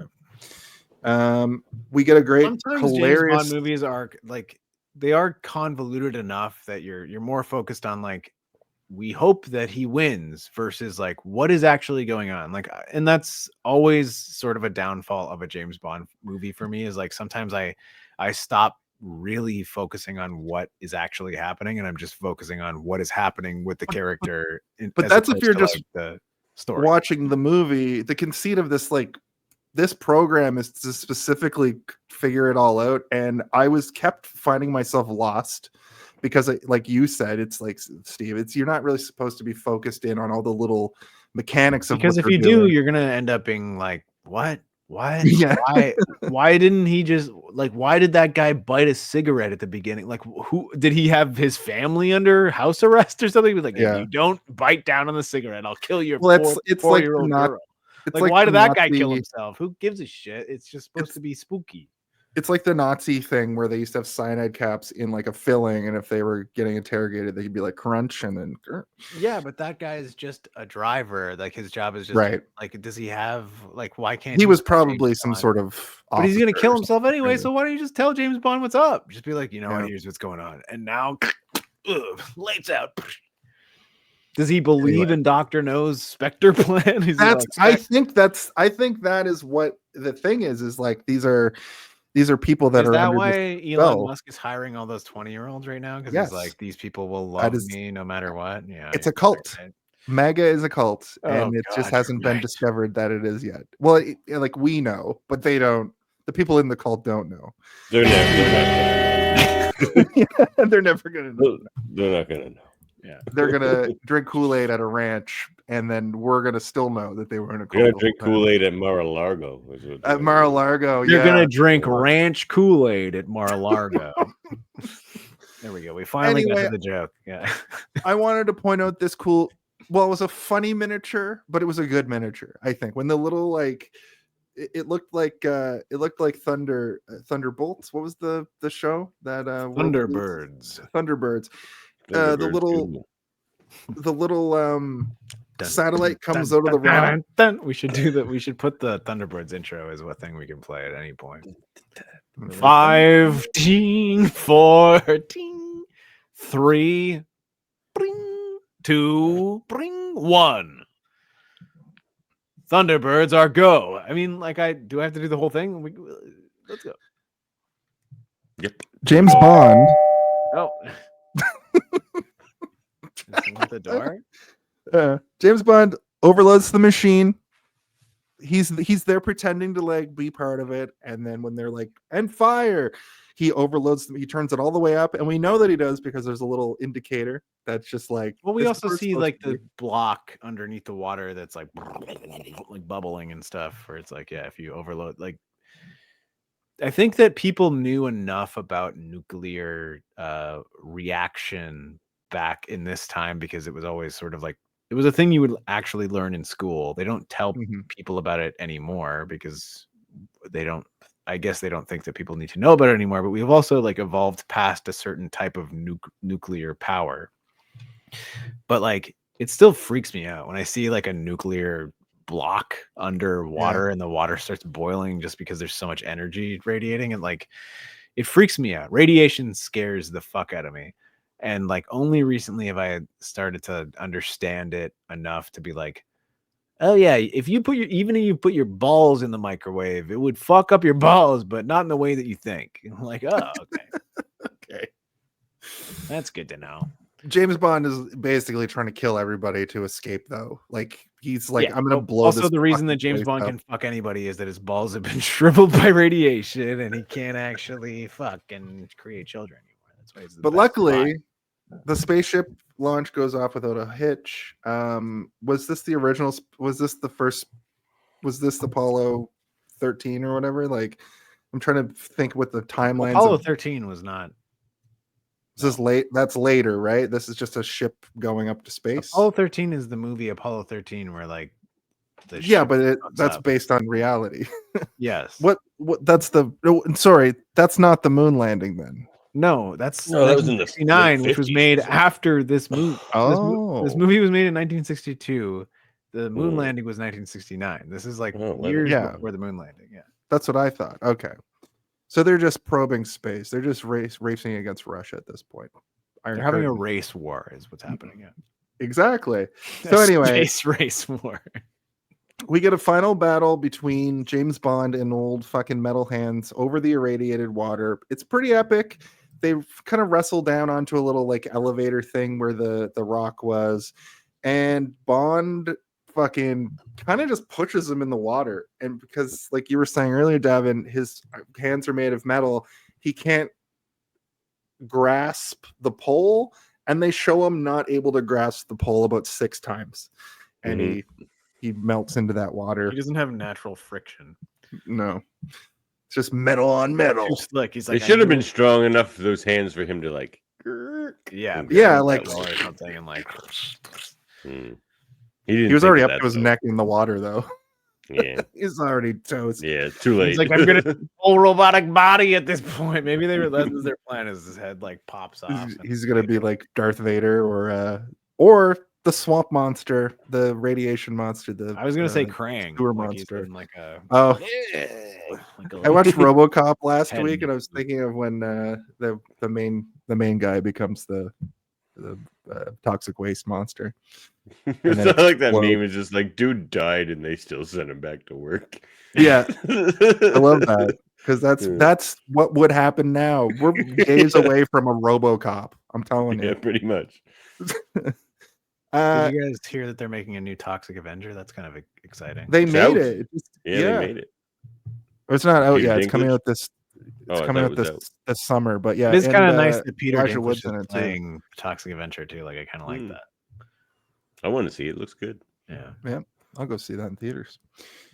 It'll be a weird like superhero. I just mean because like it'll be a weird summer blockbuster feeling to go see. It'll also be probably like a hard trauma film because like I remember when we were younger, it was hard to find stuff like that to go see, and like this seems like something that will maybe be a wide release, but like probably shouldn't. But in like smaller theaters, or do you think you go to Cineplex and see Toxic Avenger? Because I don't know, man. I think my last friend that I had that I would go see like hard to find shit with was Cam, and I stopped going to see movies because like COVID happened, and now my chemistry has changed, or like I can't be around people chewing on stuff. It also, it sucks to go see movies in theaters now.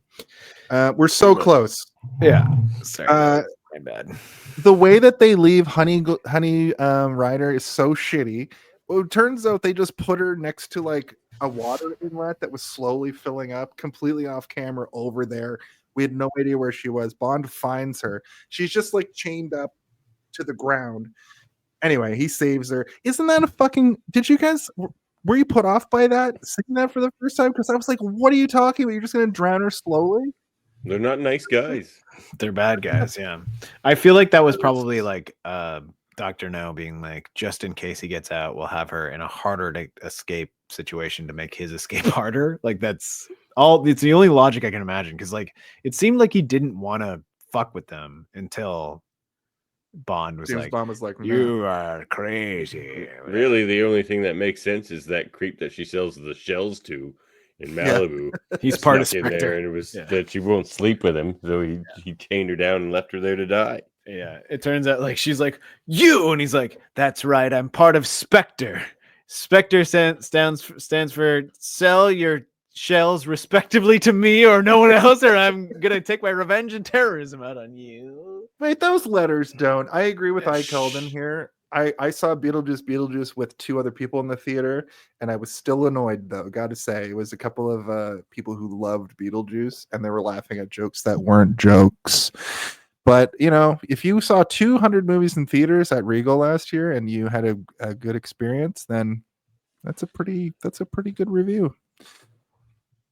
Yeah, I mean, I'm not saying that I don't like, because there are some theater experiences that I still like, which are usually big ones for certain things that kind of make a cheer or a laugh better. Mhm. But I Yeah. remember when me and you, Jason, we went to go see the second Spider-Verse movie, and Oh man, and we had as like Great movie. hold on, 4 kids. Yeah, no, go ahead. Sorry. not even that. This is the beginning of the movie. Everything fades. The trailers are done. The movie comes up, and I thought it was like an ocean noise, like, and I was like, "Oh, it's gonna start at the ocean." And then the city comes up. I'm like, "Why does it still sound like the ocean?" And then I realized it was just like 1,000 people chewing popcorn that I was listening Oh, to, and I was okay. like, "Oh my god!" And I was like, "Oh, I can tune that this out. is so many most people eating popcorn at the same time. the I thought most it was the egregious- ocean." The most egregious thing for me, like I tuned that up, but it was literally when people are just like having a full conversation. It's usually younger people that do it. They don't know, they got to the age where they could go to the theater during the pandemic. So they were 10 and then now they're 15 and they don't know that they're not in their living room. Shut the fuck up, yeah. Yeah. Anyway, great shots of people diving from this place. I was looking for the word, I just couldn't. Island? Yeah, facility was the word I was looking for. And it explodes epically, which was great. And then the military rolls up, Honey and James Bond get in a boat. People diving. They get into a rowboat. They're getting out of there. James Bond does that thing where he like takes her and they go down into the boat off camera. The military shows up, the Americans with them. He's like, why don't you give us a tow? And then midway, as the movie's about to end, he just unropes the boat, implying that it's like, you can leave me out here with her because I'd He's like to have honey sex, please. I think that James Bond needs to go to Sexaholics Anonymous. I think he might have a sex addiction, and it's impeding his ability to do his I think job you effectively. need to go to get Slapdaholics Anonymous, if you know what I'm saying. Shut up, motherfucker. Anyway, that's Dr. No. We have a couple little things that we like to finish the show off with. Davan, thank you for putting up with this, but you're not done yet, brother. But don't worry. They're singing me a lullaby next. That's all I'm saying. Well, the next lullaby is our Slapping a baby up in a tree. Come on, Why's it up in baby, a tree? slap me. to finish out the show. He's more here- into like early 2000s, like electronic, like smack my bitch up. That's like Sean Connery. You see him Connery's like, rocking into that. It's like, take my bitch up. Now this is a tune I can get behind. They make music like smack my bitch up anymore. What the hell's going on? That's really funny. That is very That's good. funny. That's good. We should all talk about it more. No, I'm just kidding. We should. No, we just it's just our final thoughts and our home alone of it all. Oh my god. If you had to pick one, Well, what do you think the Home when Alone of it is all? the Home Alone of it all? Can someone please tell me when the Home Alone? I really gotta When's the know. Home Alone When of it all? is the Home Alone of it all? What is the Home Alone of it all? Now that's the Home Alone of it all.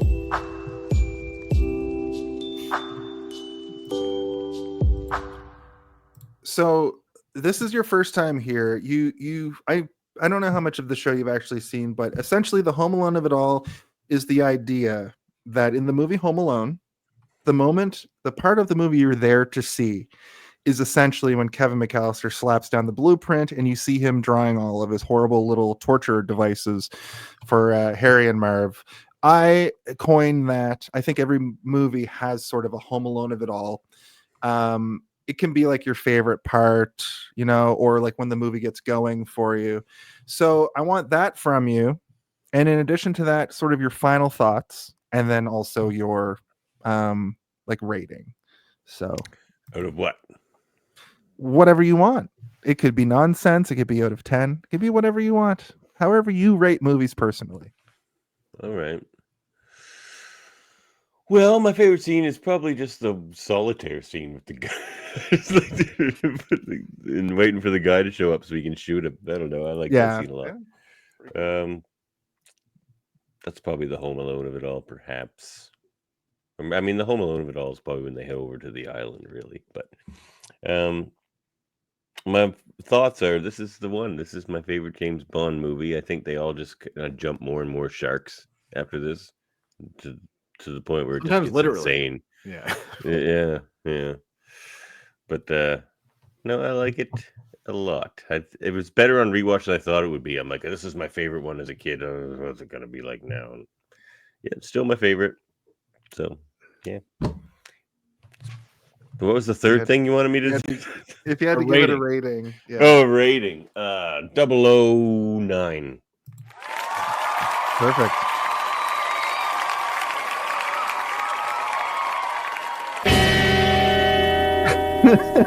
You know what, Steve? Maybe that's the new thing. It's better. We use the Undertaker dong. But Davin, I'd like to, the Johnny Carson extend you the anytime you want to come back, you're more than welcome. I think this episode was really good. So thank you for coming on. I know this is it's a longer show than you like to do or listen to. Is that a pack of Yu-Gi-Oh cards or a pack of cigarettes? Or a pack of Robot cards, actually. I was doing the Johnny Carson, and the word is really big shoe. Steve, how about actually World Mind asked the question, would you say that it holds up? I'm legally not allowed to say that phrase anymore. Oh, okay. Sorry, Spot. How about you, Steve? Home Alone of it all, final thoughts, rating. I mean, I think my Home Alone of it all is the moment that he starts booby trapping the hotel room is when he starts to realize that he's in danger, which I assume he does always when he goes to any island adventure, even if he goes to like an ice cap adventure or a down under adventure or an American adventure or a South American adventure. He probably does the same shit. But that's when I was like, this is cool because it makes him feel like more of a prepared spy. And I liked all those moments where it showed him doing these little like security protocols because it reminds you that like he is aware that everyone's probably going to try and kill him, but he's also there to, figure out what's going on. So I think that first part is my favorite part. When it comes down to like my overall thoughts of the movie, I think it's good, man. I was a little bit sort of precarious when it came to how I felt I was going to feel about it afterwards. And like, it's the oldest one. I thought there was going to be maybe a lot more problematic stuff that really didn't exist that much. Again, I'm, a white male.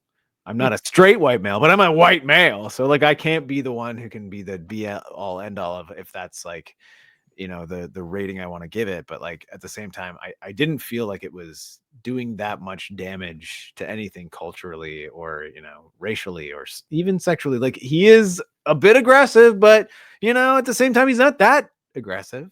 Not for the day. Like in those movies, like every movie had some scene where like some guy would grab a woman and just like shake the shit out of her. Yeah. And like really hard, you'd be like, oh my God, look at him go. I'll even say for other Sean Connery Bond movies, there are other movies where he is way, way worse than he is in this one. So I'm like, okay.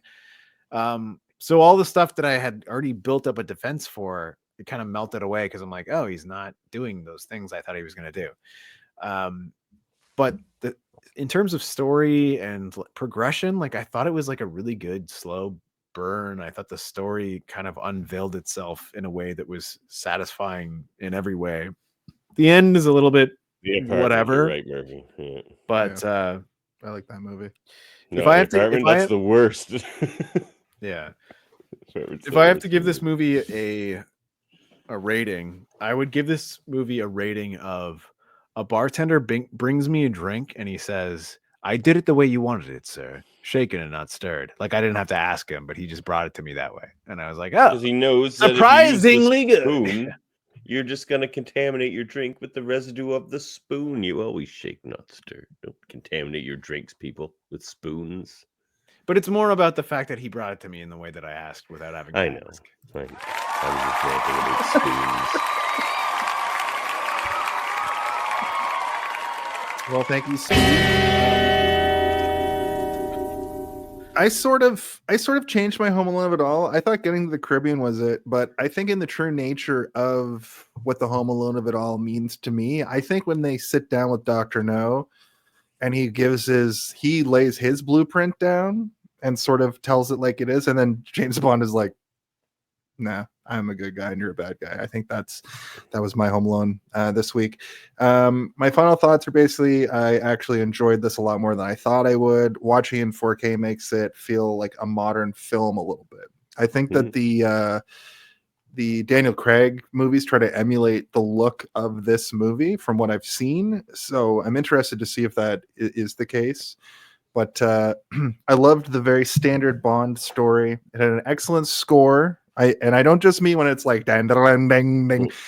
When they utilize the main James Bond score notes and themes later in the movie, in the third act, when he's fighting the cronies and stuff, it's very orchestral, but then you can hear the little spikes of the James Bond theme. Love that. It also felt a lot like they already had all these established tropes, and this is the first movie, so they're only going to build on it from here, which is fantastic. I give this movie a 3.5 out of 5. I also give this movie toppling space lasers into the numbers 007. Whoa. Ding ding ding ding ding ding ding ding.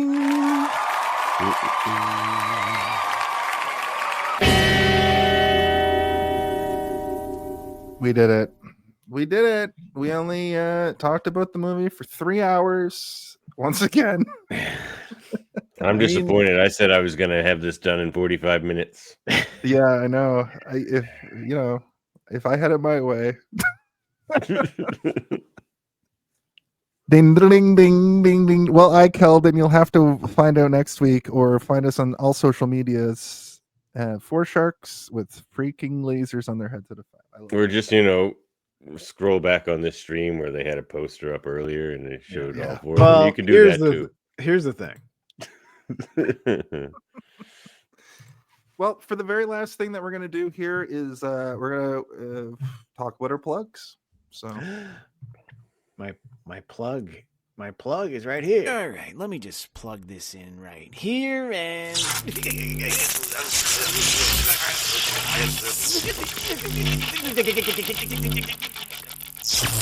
Oh, my face is stuck like this now.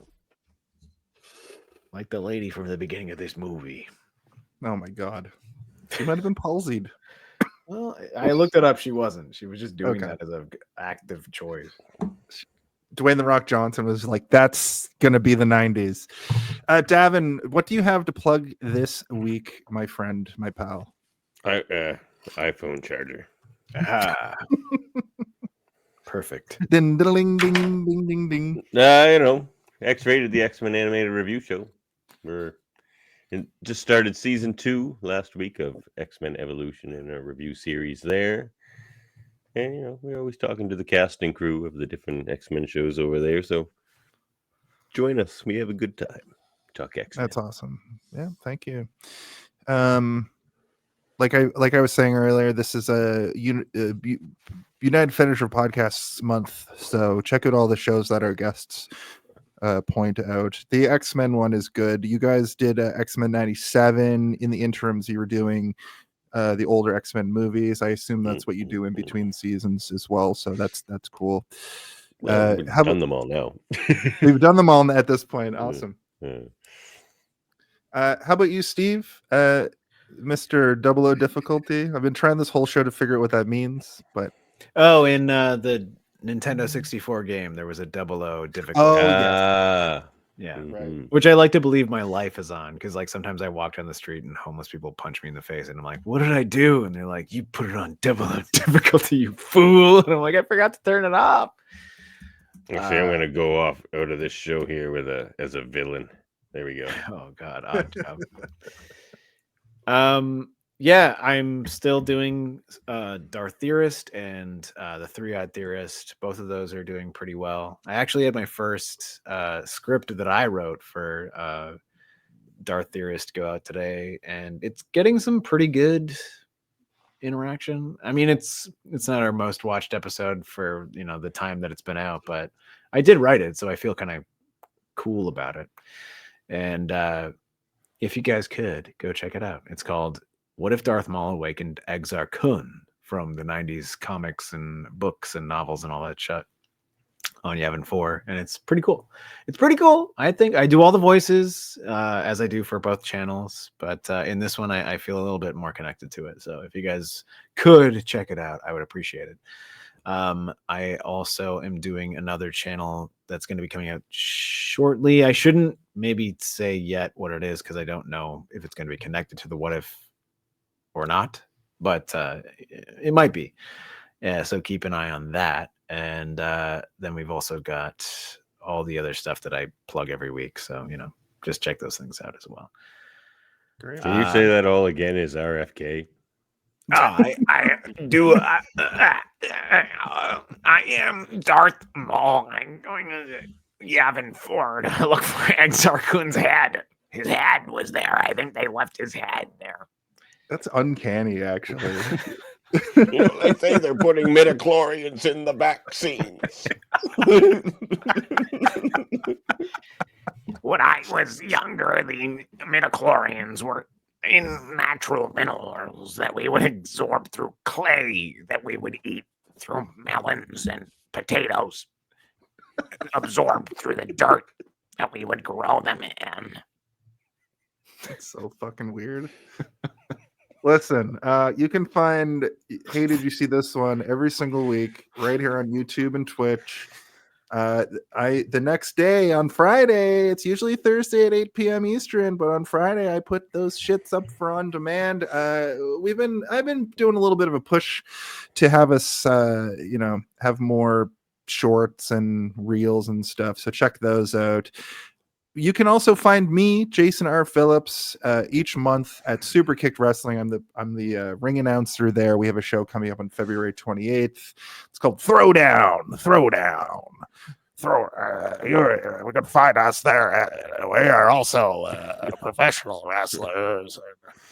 It's so fucked. But also check out our Redbubble and our TeePublic, where Steve has illustrated. You can get the regular logos on a shirt, but Steve's also illustrated a lot of other stuff that you can get on a shirt and stuff coming down the pipe. Like, I think we're gonna make a carpal tunnel and a lockjaw shirt or some sort of combination of those things.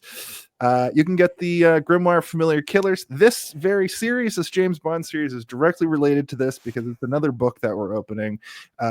From that series, we have Kill Aid, also Twinkerbell. I'm still waiting for somebody to buy a Twinkerbell shirt. I don't know who you natural freaks are. Twinkerbell. Also, you can get Zardos on a shirt, and our newest shirt, the Howie Mandela Effect. I think this one's going to sell. Theory is this one's going to sell first. Also, apropos of completely nothing, here's Mark Twain, but it's Vanilla Ice. Figure that one out. What? Can't get that on a shirt, but it's here. You can see it for some reason. We love it. That's our show for this week. Before we get out of here, I think we have 2 more comments. Nope. Fuck. There we go. Yep, that actually tracks. I like that. Tomaccos. I had a bunch of tomaccos as a kid, and it made me talk like this. No, I don't know if we okay, listen. A lot of people say a lot of things about Hey, Did You See This One? But a lot of people these days have been asking one question. And Davin, there's one question that needs to be asked each and every week here on the show. Could you ask that question for us right now? Hey, did you see this one?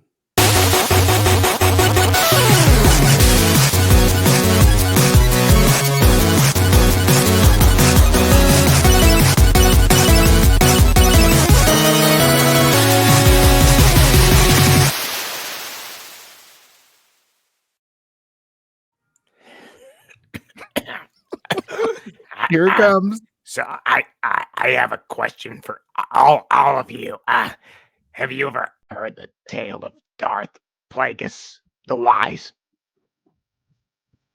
Beam up some Star Trek content with Live Long and Podcast. Tune in to X-Rated, the X-Men animated review show. Artistic interviews with graphic histories. A roundtable movie discussion with Hey, did you see this one? And movie reviews with Hold Up, a movie podcast. And while you're at it, spin a few records with Eamon on Track. Watch us duke it out on trivial debates. And let's chat about TV with the Super Mario Brothers. It's all here on the United Federation of Podcasts.